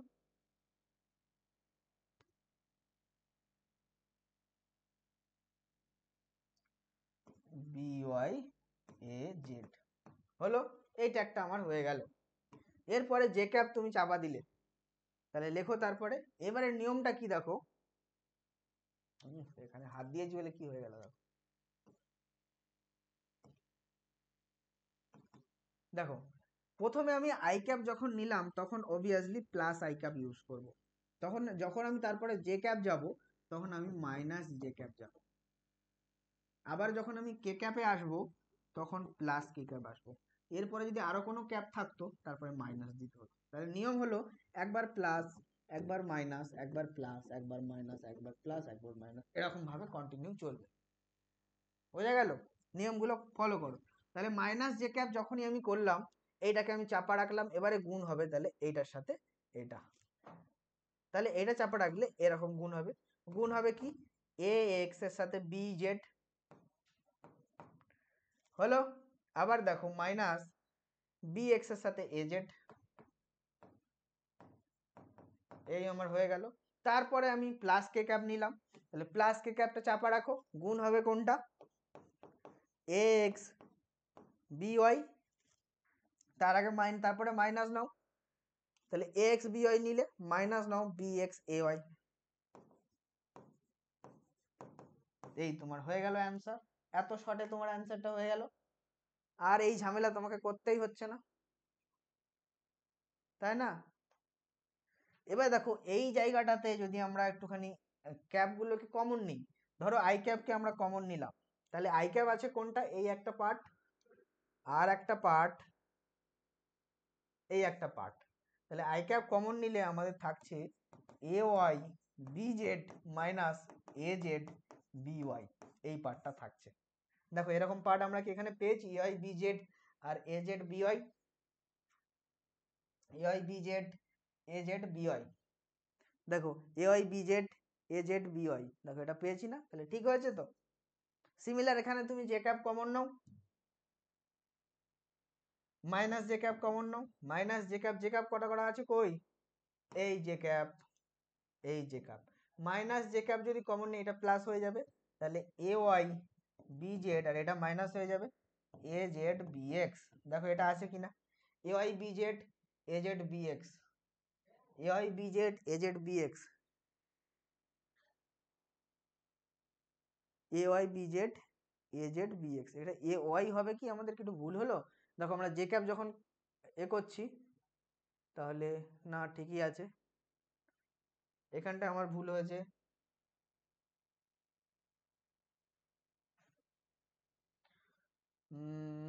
জে ক্যাপ আছে এ ওয়াই হলো, তাই তো জে ক্যাপের সাথে তাহলে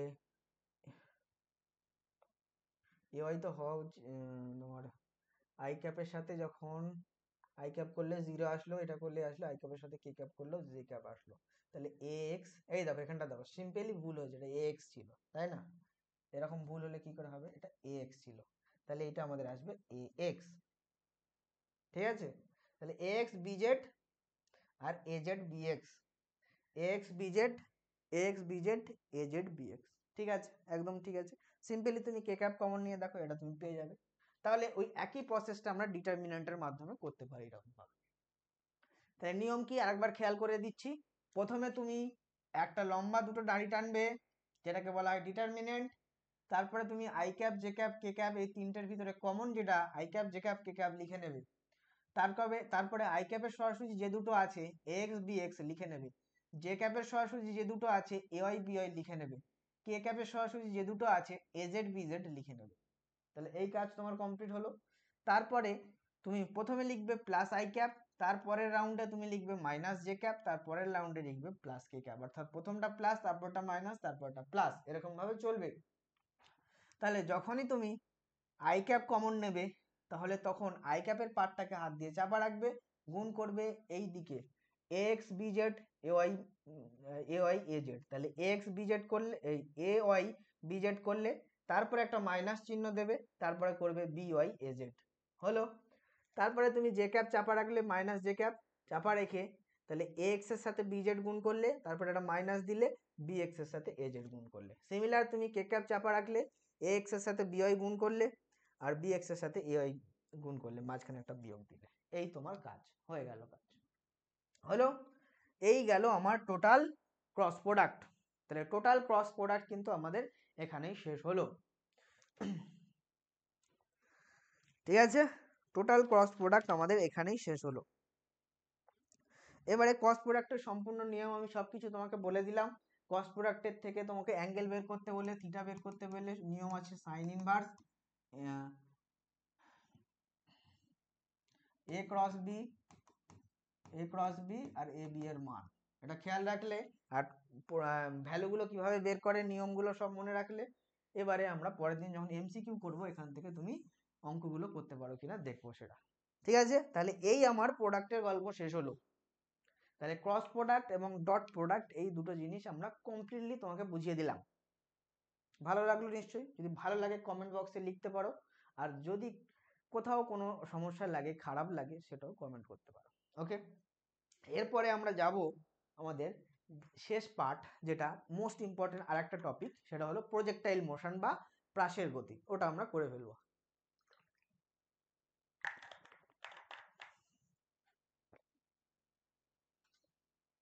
তাহলে চলো এরপরে আমরা যাই প্রাসের গতি বা প্রজেক্টাইল মোশন।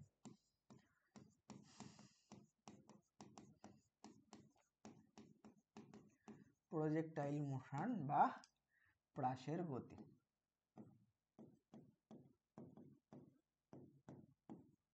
আচ্ছা, এইখানে আমরা কি শিখবো চলো দেখি। আচ্ছা, তোমরা নিশ্চয়ই ক্রিস গেলকে 6 মারতে দেখেছো। ক্রিস গেলকে যদি 6 মারাটাকে ফলো করো তুমি, তাহলে খেয়াল করবে একটা বলার বল দিল, যদি বলটা কোনো ক্রমে ফুল টাচ বল হয়ে যায়, তাহলে ওই বলটাকে ক্রিস গেল আর রেখে দেবে? নিশ্চয়ই রেখে দেবে না। তাহলে কি করবে, ওই বলটাও ব্যাট দিয়ে যখন মারছে, ওই যে মারটা দিল পুরো গিয়ে বাউন্ডারির ওপারে।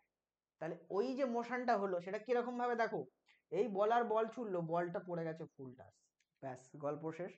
আমাদের ক্রিস গেল এইরকম ভাবে মেরে তাকে বাউন্ডারির ওপারে, এই বলার ছিল আরো দূরে মারবে, তাহলে সরি, এরকম ভাবে মেরে তাকে বাউন্ডারির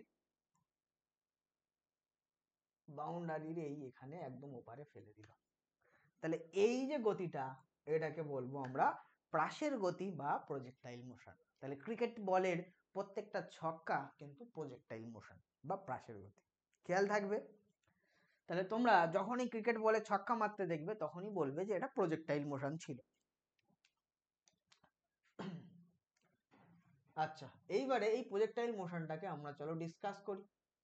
তাহলে প্রজেক্টাইল মোশনটা হলো পৃথিবী পৃষ্ঠের উপরে থেকে বা যে কোনো অবস্থানের উপরে থেকে, যে কোনো অবস্থানে একটা অবস্থানে থেকে একটা বস্তুকে একটা বেগ নিয়ে ছুড়ে দেওয়া হচ্ছে। ছুড়ে দেওয়ার পরে সে কিছুটা উপরে যাবে, গিয়ে একটা সর্বোচ্চ উচ্চতা সে উঠবে, উঠে আবার এই উচ্চতা থেকে সে আস্তে আস্তে অভিকর্ষের টানে নিচের দিকে পড়বে।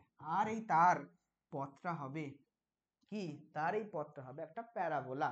তার এই সঞ্চারপথটা দেখো একটা প্যারাবোলা, প্যারাবোলিক ফর্ম নেবে, তখন সেই গতিকে আমরা বলবো প্রজেক্টাইল মোশন বা প্রাসের গতি।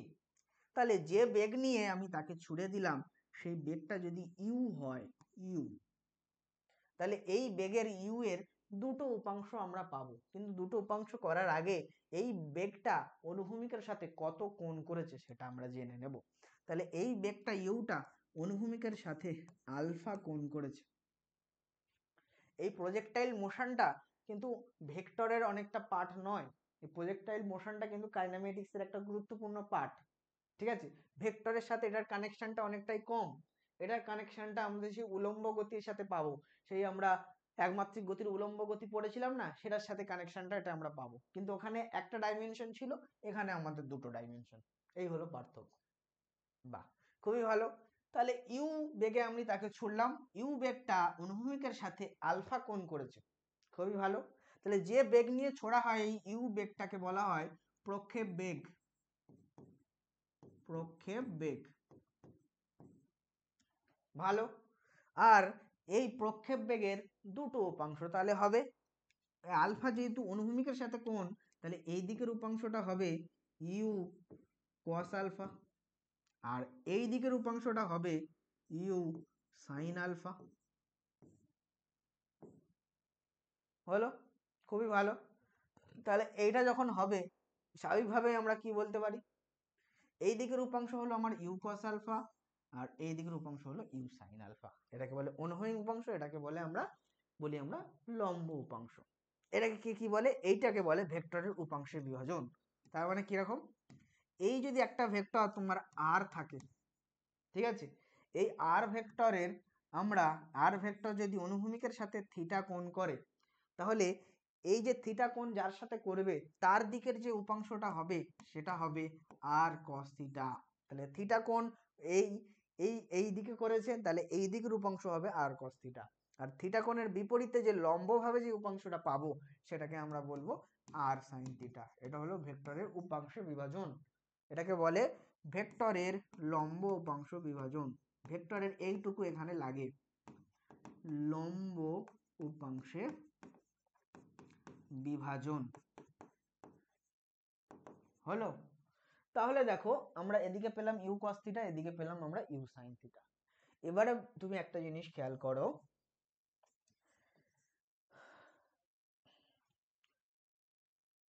এই যে ইউ কস থিটা এটা কিন্তু এরকম ভাবে চলছে, ইউ কস থিটা এটাকে কেউ থামাতে পারছে না, এটা অলওয়েজ কনস্ট্যান্ট। তাহলে ইউ কস থিটা কিন্তু সব সময় কনস্ট্যান্ট থাকছে, কিন্তু ইউ সাইন থিটা কনস্ট্যান্ট আর থাকছে না। কেন থাকছে না? কারণ আমরা জানি জি সব সময় নিচের দিকে কাজ করে। তো যেটা অবজেক্টটাকে ছোড়া হচ্ছে তার নিশ্চয় একটা মাস আছে, তাহলে তাকে একটা এমজি ফোর্স দিয়ে সবসময় নিচের দিকে টানতে থাকবে। তাহলে এর এই ইউ সাইন থিটা ভেলোসিটিটা একটা সময় কমতে থাকবে, কমতে কমতে একটা সময় তো সেটা জিরো হবে। সেই জন্য যখনই তার জিরো হবে তখন এই উচ্চতা সর্বোচ্চ উচ্চতায় সে পৌঁছাবে, এবং জিরো হলো মানে তার বেগ কমে গেল, এবারে অভিকর্ষের টানে সে নিচের দিকে পড়বে। বোঝা গেল? তাহলে এই ইউ সাইন থিটা আস্তে আস্তে জি এর প্রভাবে কমতে কমতে এখানে গিয়ে জিরো হলো, আর যে উচ্চতাতে ইউ সাইন আলফাটা জিরো হলো সেই উচ্চতাটাকে বলা হয় ম্যাক্সিমাম হাইট। ম্যাক্সিমাম হাইট বা সর্বোচ্চ উচ্চতা। ঠিক আছে? তাহলে সর্বোচ্চ উচ্চতাতে সবসময় আমরা খেয়াল রাখবো সর্বোচ্চ উচ্চতাতে ইউ সাইন আলফা জিরো হয়, অর্থাৎ তার বেগের লম্ব উপাংশ শূন্য হয়। কোন বেগের? প্রক্ষেপ বেগের লম্ব উপাংশ শূন্য হয়। ঠিক আছে? তাহলে প্রক্ষেপ বেগের শুধুমাত্র অনুভূমিক উপাংশের ভ্যালু ইউ কস আলফা সবসময় বজায় থাকে, কারণ এটা অনুভূমিক উপাংশ, একে জি প্রভাবিত করে না, এটা উলম্ব দিকে নয়, তাই এটা সবসময় এই সব অবস্থানে সব টাইমেই ইউ কস আলফা থাকে। এবং এই টোটাল প্রসেসটাতে টাইম কতটা গেল সেটাকে আমরা কি বলবো? সেটাকে বলবো এই প্রাসের সময়। আর দেখো এখান থেকে শুরু করে এই সর্বোচ্চ উচ্চতা গেল এবং সেখান থেকে আবার পড়ে এত দূরে এলো, তাহলে এইখান থেকে এই দূরত্বটাকে কি বলবো? এই দূরত্বটাকে আমরা বলবো রেঞ্জ, আর এন ই, বা সীমা। কি সীমা? প্রক্ষেপ সীমা।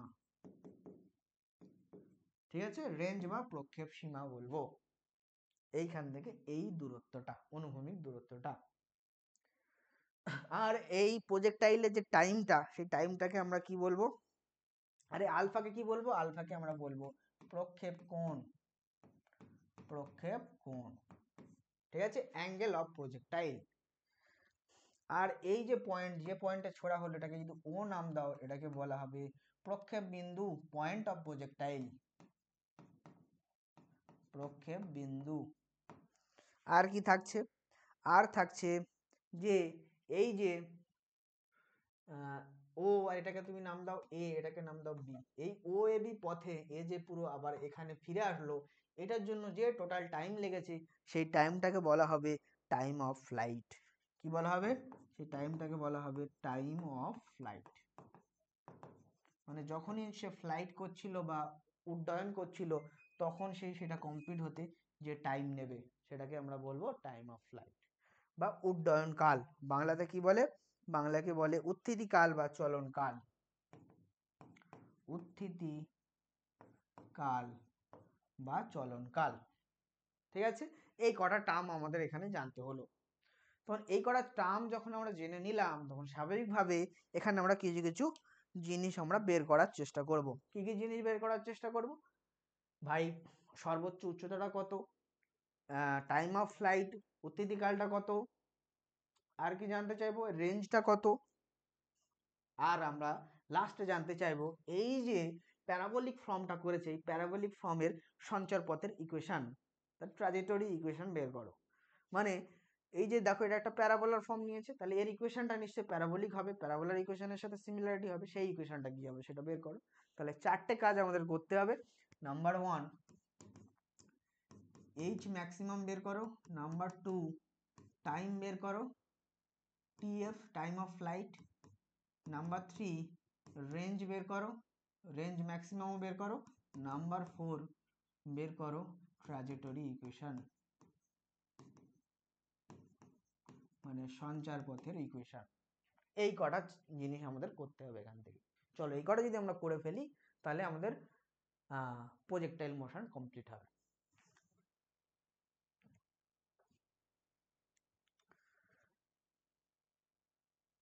ঠিক আছে, চলো এই কটা যদি বের করে আজকের ক্লাসটা আমরা শেষ করে ফেলবো। অনেক লং ক্লাস হয়ে যাচ্ছে, এত লং ক্লাস করলে তোমরাই বিরক্ত হয়ে যাবে, আর আমাকে পড়াতেও বিরক্ত লাগে, তাই না? তবুও তোমাদের কথা ভেবে হয়তো পড়িয়ে দিলাম, তোমাদেরও বিষয়টা চাপ লেগে যাবে। এবারে সপ্তাহে একটা করে ক্লাস আসার কথা, স্বাভাবিকভাবে একটুখানি লং ক্লাস তো দিতে হবে। আগের যে ক্লাসটা দিয়েছিলাম সেটা 2 ঘন্টা পার হয়ে গেছে, তোমরা অনেকেই কমপ্লেন করেছো স্যার এত লং ক্লাস কেন দিচ্ছ, কিন্তু সপ্তাহে একটা করে ক্লাস, তাহলে তো লং ক্লাস দিতেই হয় না, তাই না? তো সেই অনুযায়ী একটু লং ক্লাস করা হচ্ছে, এবং সপ্তাহে একটা করে ক্লাস বলা হয়েছে, তার ফাঁকে ফাঁকে 2-1টা করে ক্লাস এক্সট্রা দিয়ে দেবো, চিন্তা করো না। চলো, হ্যাঁ, তাহলে ওই কটা 4টে টার্ম আমরা বের করে নিই। তাহলে নাম্বার 1 আমরা হাইট ম্যাক্সিমাম বের করে নিই। হাইট ম্যাক্সিমাম বের করে নিই। তাহলে হাইট ম্যাক্সিমাম বের করার জন্য উলম্ব গতির কোন ইকুয়েশনটা আমরা ইউজ করব বলো? আমরা এই ইকুয়েশনটা ইউজ করব না, V square equals to U square minus 2gh, তাই না? এইটা ইউজ করব। এটা যদি ইউজ করি, আচ্ছা এখানে ছবিটা আঁকো, এই এটা হাফ ডিম, তাই তো?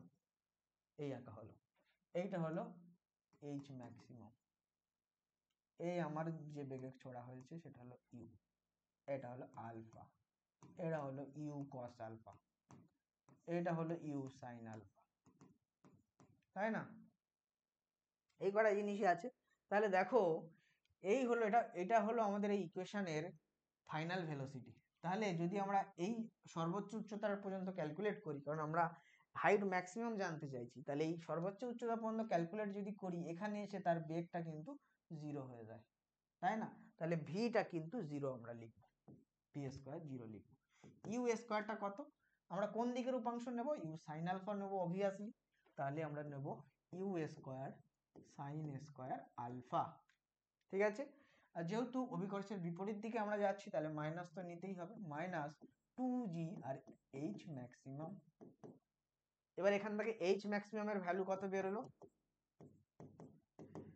এপারে গেল U square sine square alpha divide by 2g। তাহলে এই হলো আমার ফর্মুলা। তাহলে তোমার এমসিকিউতে ডাইরেক্ট যদি হাইট ম্যাক্সিমাম বের করতে বলে, ডাইরেক্ট ফর্মুলা ইউজ করবে U square sine square alpha by 2g। এবারে বলবে স্যার কি তাহলে এটা আমরা মুখস্থ করব? মুখস্থ করতে হবে না, এইটুকু জাস্ট বুঝে নিলে কিভাবে এসছে, ঝাপাঝাপ বসাবে, বসিয়ে ফর্মুলা বের করে নেবে, 1 মিনিট লাগবে না, 30 সেকেন্ডের ভিতরে ফর্মুলা বেরিয়ে যাবে, আর করতে করতে দেখবে মুখস্থ হয়ে যাবে, তখন আর করতে হচ্ছে না, ঠিক আছে? এই হলো কাজ, জোর করে মুখস্থ করার দরকার নেই। তাহলে এটা আমরা বের করে নিলাম হাইট ম্যাক্সিমামটা। তাহলে নাম্বার 2 আমরা বের করব কি?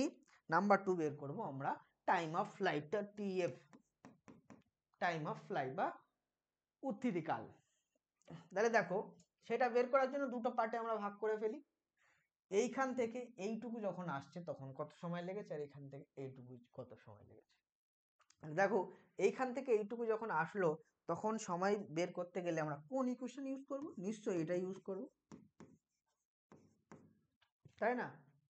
তাহলে ভিটা কত হবে? 0, ইউ এর জায়গায় ইউ সাইন আলফা, জি জি টি টি। তাহলে টি এর মান কত দাঁড়ালো? ইউ সাইন আলফা বাই জি। তাহলে এইখান থেকে এইটুকু যেতে, সর্বোচ্চ উচ্চতা যেতে টাইম লাগলো এটা। তাহলে এখান থেকে যখন নিচে নামবো আমি, কত টাইম লাগবে? তোমরা সবাই বলবে তাহলে সেটাও U sine alpha by G লাগবে। একদম ঠিকই বলেছো। তাহলে টোটাল টাইম কত লাগবে? টোটাল টাইম লাগবে U sine alpha by G plus U sine alpha by G. খুবই ভালো, করলে কত দাঁড়াচ্ছে? 2 ইউ সাইন আলফা জি। তাহলে টাইম অফ ফ্লাইট টিএফ আমাদের ভ্যালু দাঁড়ালো 2 you sine alpha by G. খুবই ভালো। তাহলে এইটা হলো আমাদের টাইম অফ ফ্লাইট। এবারে এই জিনিসটা তুমি একটা সমীকরণ দিয়ে ডাইরেক্ট করে দিতে পারো। কিভাবে করে দিতে পারো? দেখো, আমি এখান থেকে শুরু করেছি, এখান থেকে শুরু করে হাইট ম্যাক্সিমামে গেলাম, আবার নিচে এসে এখানে পৌঁছালাম। তাহলে দেখো যেখান থেকে শুরু করেছি সেটাকে বলে প্রাথমিক অবস্থান, যেখানে শেষ করেছি অন্তিম অবস্থান। তাহলে প্রাথমিক অবস্থান আর অন্তিম অবস্থান যদি খেয়াল করি, দেখো এখানে হাইটটা আবার ফাইনালি জিরোতে এসে পৌঁছেছে। তার মানে কি দাঁড়ালো, হাইটটা কিন্তু আমাদের এখানে জিরো হয়ে গেল। অর্থাৎ এই যে আমাদের ইকুয়েশন ছিল h equals to UT minus half GT square, এখানে এইচটা আমরা জিরো বসাবো। অ্যাকচুয়াল ইকুয়েশন কি ছিল, এটা ছিল s equals to UT plus half AT square. এটাকে আমরা উলম্ব গতিতে কনভার্ট করে দেখো এখানে টোটাল সরণটা কিন্তু বা হাইটটা জিরো হবে, তাই না? টোটাল সরণের মতোই কম্পেয়ার করো, এখান থেকে শুরু করলো উচ্চতা জিরো থেকে শুরু করলো, আবার উচ্চতা জিরোতে পৌঁছালো, তার মানে জিরো হলো। তাহলে এটা হলো জিরো। ইউ এর জায়গায় আমরা ইউ সাইন আলফা ইউজ করব, টি ইউজ করব, হাফ জিটি স্কোয়ার ইউজ করব। এবারে দেখো এদিকে থাকলো U sine alpha T equals to half GT square. তাহলে টি কাটলো আর স্কোয়ার কাটলো, যেহেতু T not equals to zero, তাহলে এরকম কাটতে পারি আমরা, তাই না? এটা যখন কাটতে পাচ্ছি তাহলে স্বাভাবিকভাবে এখান থেকে আমরা এখানে পড়ে থাকছে হাফ জিটি আর এখানে পড়ে থাকছে ইউ সাইন আলফা। তাহলে টি এর ভ্যালু কত দাঁড়ালো, টু ইউ সাইন আলফা, টুটা এপারে গুণ হলো আর জি দিয়ে ডিভাইড হলো। তাহলে টাইম আমরা পেয়ে গেলাম, এই টাইমটাকে আমরা লিখবো টিএফ। তাহলে টিএফ এর ভ্যালু যেটা আমরা এক্সপেক্ট করছিলাম সেটাই পেলাম। হলো? বাহ, খুবই ভালো। তাহলে কটা টার্ম বেরোলো, এইচ এম টিএফ দুটো বেরোলো। আর কোনটা বাকি আছে দেখে নাও। আর বাকি আছে রেঞ্জ বের করা আর ট্র্যাজেক্টরি ইকুয়েশন বের করা। চলো রেঞ্জ বের করি। তাহলে রেঞ্জ নাম্বার 3, রেঞ্জ, এটাকে আর দিয়ে আমরা ডিনোট করব। তো রেঞ্জ আমাদের কত হবে, দেখো রেঞ্জ মানে হলো এইখান থেকে শুরু করে এই ডিস্টেন্সটা, এটা হলো অনুভূমিক ডিস্টেন্স।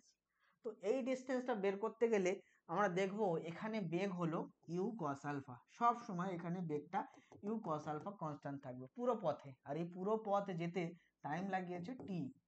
তাহলে বলো, আমরা জানি না S equals to V into T, এই ভিটা কি সমবেগের ক্ষেত্রে, সমবেগের ক্ষেত্রে। তাহলে এখানে ইউ কস আলফা এই বেগটা কিন্তু কনস্ট্যান্ট থাকছে সব জায়গায়, অর্থাৎ এটাকে আমরা বলবো সমবেগ,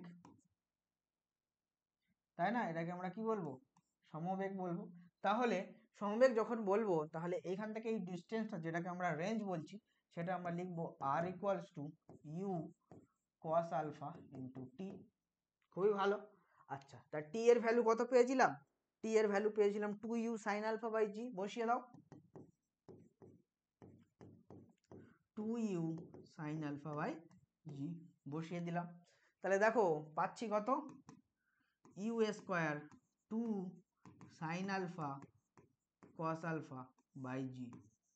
আচ্ছা বলো, টু সাইন আলফা কস আলফার মান কত হয়, two sine alpha cos alpha মানে হয় সাইন টু আলফা। তাহলে আমরা লিখবো U square sine two alpha by G, এটাই হলো আমাদের রেঞ্জের ফর্মুলা। রেঞ্জের formula R equals to U square sine two alpha by G. দেখো বোঝা গেল কি, দেখো খুবই ভালো বেরিয়ে গেল। বেরিয়ে যখন গেল এবার আমাদের জানতে চাইছে যে রেঞ্জ ম্যাক্সিমাম কখন হবে এবং রেঞ্জ ম্যাক্সিমামের মানটা কত হবে। তাহলে চলো পরের পেজে এটা আমরা করি।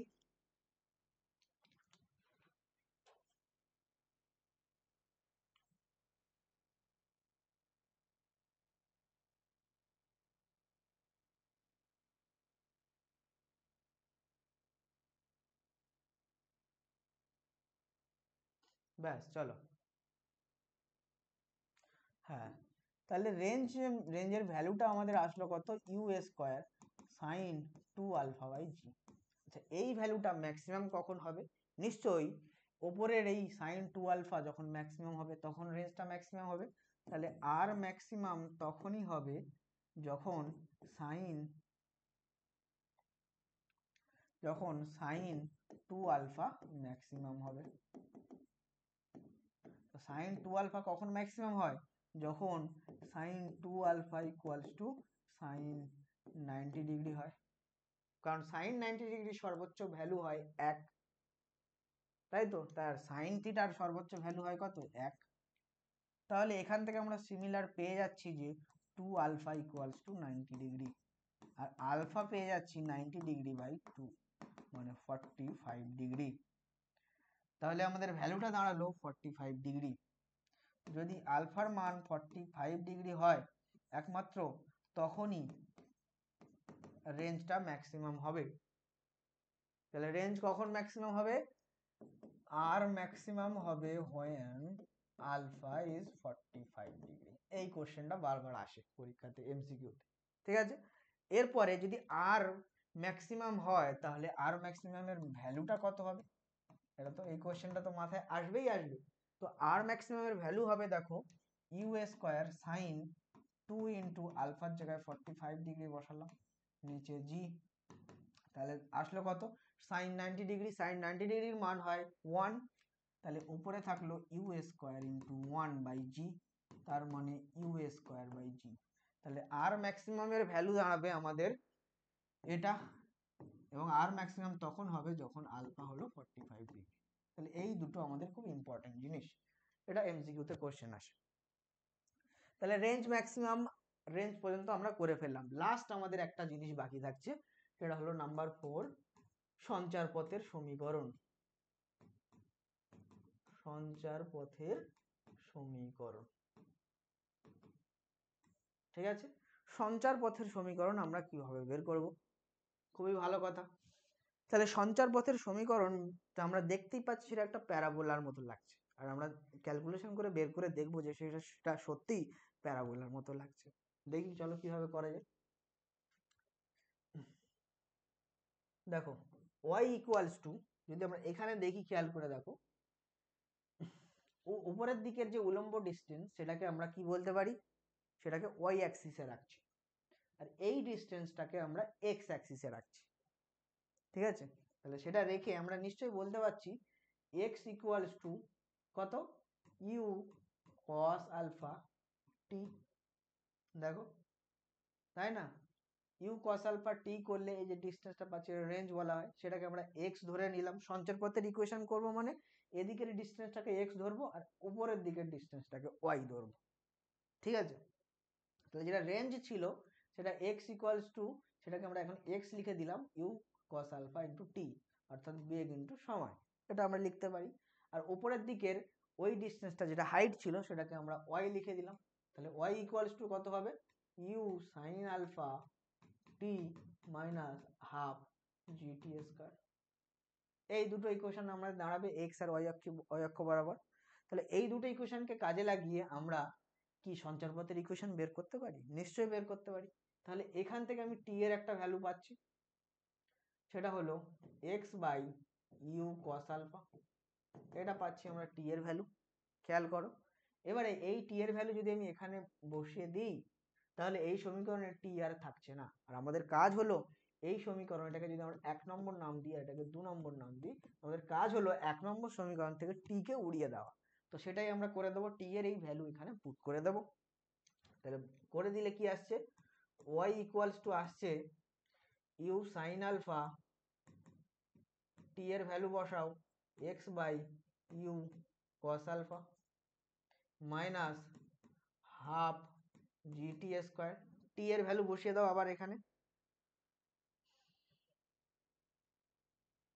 টি এর ভ্যালু কত? টি এর ভ্যালু স্কোয়ার করবো আমরা, তাহলে X square U square cos square alpha হলো। খুবই ভালো। এটা যখন হলো তাহলে স্বাভাবিকভাবে আমরা এখানে লিখে দেবো কি, এইটাকে একটু কাটাকুটি করি, ইউ ইউ কাটলো, তাহলে থাকলো কি cos alpha by sine alpha মানে ট্যান আলফা হয়, আর এক্স আছে, তাহলে এক্স ট্যান আলফা মাইনাস, এবারে কি করা যায় দেখো,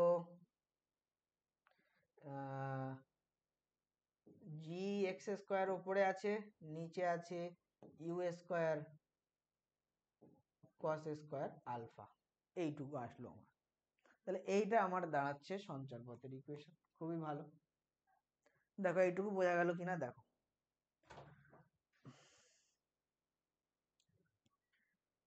বোঝা গেল। আর টু এখানে হাফ ছিল, সরি এখানে হাফ ছিল, টু থাকবে, এই টুটা ছিল না, হাফ ছিল না। তাহলে 2u square cos square alpha gx square, এই পর্যন্ত আমাদের থাকলো। তাহলে এইটা হলো আমাদের সঞ্চারপথের ইকুয়েশন। এই সঞ্চারপথের এই ইকুয়েশন, এটাকে আমরা বলছি, এটা দেখো আমাদের প্যারাবোলার ইকুয়েশনের সাথে সমান। প্যারাবোলার কোন ইকুয়েশন ছিল? y equals two ax plus bx square, এই ইকুয়েশনের সাথে সমান হচ্ছে। তাহলে এই ইকুয়েশনের সাথে সমান হচ্ছে। এখানে a কোনটা? a দেখো a হলো আমাদের tan আলফা, আর b কোনটা? b হলো আমাদের minus g 2u square cos square alpha. হলো, তখন এই ইকুয়েশনটাকে আমরা প্যারাবোলার ইকুয়েশনের সাথে সিমিলার করতে পারছি, সেই জন্য একে বলা হয়, এর সঞ্চারপথটা ট্র্যাজেক্টরিটা হলো একটা প্যারাবোলিক। ঠিক আছে, প্যারাবোলাকে বাংলাতে বলে তোমরা জানো অধিবৃত্ত। হলো, এবার এই ইকুয়েশনটাকে একটু দারুণ ভাবে কনভার্ট করতে পারি। কিভাবে কনভার্ট করতে পারি? দেখো রেঞ্জের ইকুয়েশন আমরা কত পেয়েছিলাম? U square sine 2 alpha by R. সেটা কি আমরা এখানে করতে পারি বুদ্ধি করে? হ্যাঁ, সেটা আমরা এখানে বুদ্ধি করে করতে পারি।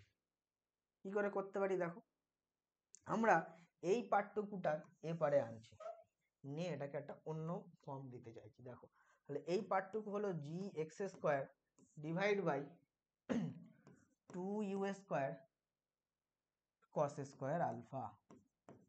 ঠিক আছে, খুবই ভালো। এবারে আমরা কি করব? উপরে আমরা সাইন গুণ করব আর নিচে সাইন গুণ করব। তাহলে উপরে আমরা গুণ করব সাইন আলফা, ঠিক আছে, আর নিচে আমরা গুণ করব, না না সেটা করব না, আমরা এটা করব। দেখো,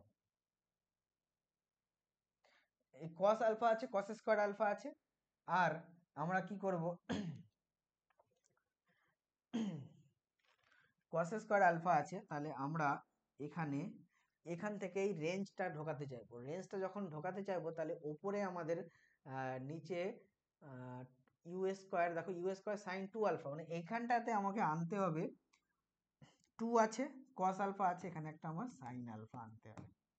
তাহলে এখানে সাইন আলফা আনতে গেলে কি করতে হবে? এবং এই cos একটা তুলে দিতে হবে, মানে নিচের পার্টটাকে আমাকে এরকম ভাবে আনতে হবে। দেখো, নিচের পার্টটাকে আনতে হবে আমার সাইন আলফা cos আলফা, মানে এটার মানেই হবে তখন এটা না, ইউ স্কয়ার এপারে রাখলাম সাইন 2 আলফা। এবার এইটাকে যদি আমরা করতে চাই, নিচে আমাদের কি ছিল? cos স্কয়ার আলফা, আর এখানে আমি সাইন একটা ফের ঢুকিয়েছি, তাহলে ওপরে আমার সাইন দিয়ে গুণ করতে হবে, আর একটা নিচে cos ছিল, সেই cosকে আমি তাহলে নিচে ভাগ করে দিলাম। এইবারে দেখো জিনিসটা একই আসলো না? সাইন আলফা কেটে গেল, cos আলফা হলো cos স্কয়ার আলফা। তাহলে এই পার্টটা আবার ফিরে এলো। তাহলে এই পার্টটার সাথে আমরা গুণ করে দিলাম tan আলফা। হলো, এইবারে দেখো U square sine 2 alpha by G যেটা ছিল, সাইন 2 আলফা বাই জি যেটা ছিল, সেটার মান ছিল রেঞ্জ। এবার এটাকে যদি আমি উল্টে দিই 1 বাই আর করি, তাহলে কি দাঁড়াবে? তাহলে দাঁড়াবে G by U square sine 2 alpha.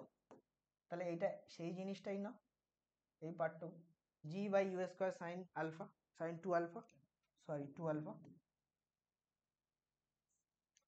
G by sine square sine 2 alpha U square. তাহলে এইটার জায়গায় আমরা 1 বাই আর লিখতে পারি, অর্থাৎ এখানে আমরা লিখতে পারি মাইনাস এক্স স্কয়ার আর ট্যান আলফা। তাহলে দেখো ওই ইকুয়েশনটা চেঞ্জ হয়ে কি দাঁড়ালো? চেঞ্জ হয়ে দাঁড়ালো y equals to X tan alpha minus X square আর tan alpha. Tan alpha common নাও, ট্যান আলফা এখান থেকে যদি কমন নাও, তাহলে y ইকুয়ালস টু থাকলো এক্স মাইনাস, আচ্ছা এখানে করে দিই ফাঁকা জায়গাটাতে, হ্যাঁ, তাহলে y ইকুয়ালস টু দাঁড়ালো ট্যান আলফা কমন নাও এক্স মাইনাস এক্স স্কয়ার আর তাই না? হলো তো? তাহলে এইটুকু এরকম ফর্মেও আমরা জিনিসটাকে আনতে পারছি, এই সুন্দর ফর্মেও আমরা জিনিসটাকে আনতে পারছি। তাহলে এই গেল আজকে আমাদের টোটাল ক্লাসটা। এর পরের দিনকে আমরা করব কি, এর পরের দিনকে আমরা মানে পরের সোমবার তো একটা ক্লাস পাচ্ছ, সেই ক্লাসে আমরা এই যে প্রথম পেজে চলো আবার, পরের যে ক্লাস পাচ্ছ সেই ক্লাসে আমরা একক ভেক্টর, ভেক্টরের যোগ বিয়োগ, ভেক্টরের উপাংশ বিভাজন, অবস্থান ভেক্টর, দিক কোসাইন, আপেক্ষিক বেগ, অর্থাৎ ভেক্টরের আপেক্ষিক বেগটা নয়, এইটুকু পার্ট, ভেক্টরের এইটুকু পার্ট আমরা কভার করব এবং এর সাথে এমসিকিউটা করে নেব। ঠিক আছে? তাহলে পরের সোমবার তুমি এইগুলো ক্লাসগুলো পাচ্ছ।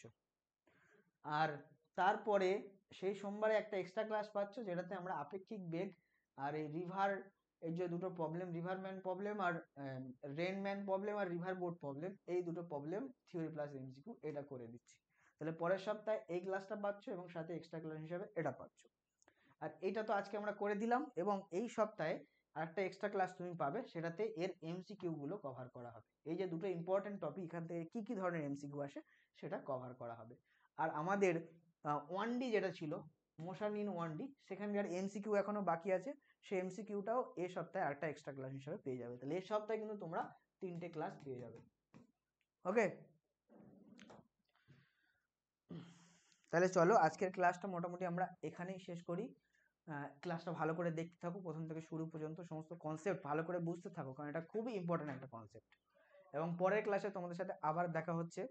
হ্যাঁ, আপাতত এইগুলো ভালো করে করো, হাতে হাত ধরে আমরা এগিয়ে চলি। আর আমাদের শেষ কথা যেটা থাকে, বাংলা পড়বে, বাংলা শিখবে, বাংলা জিতবে।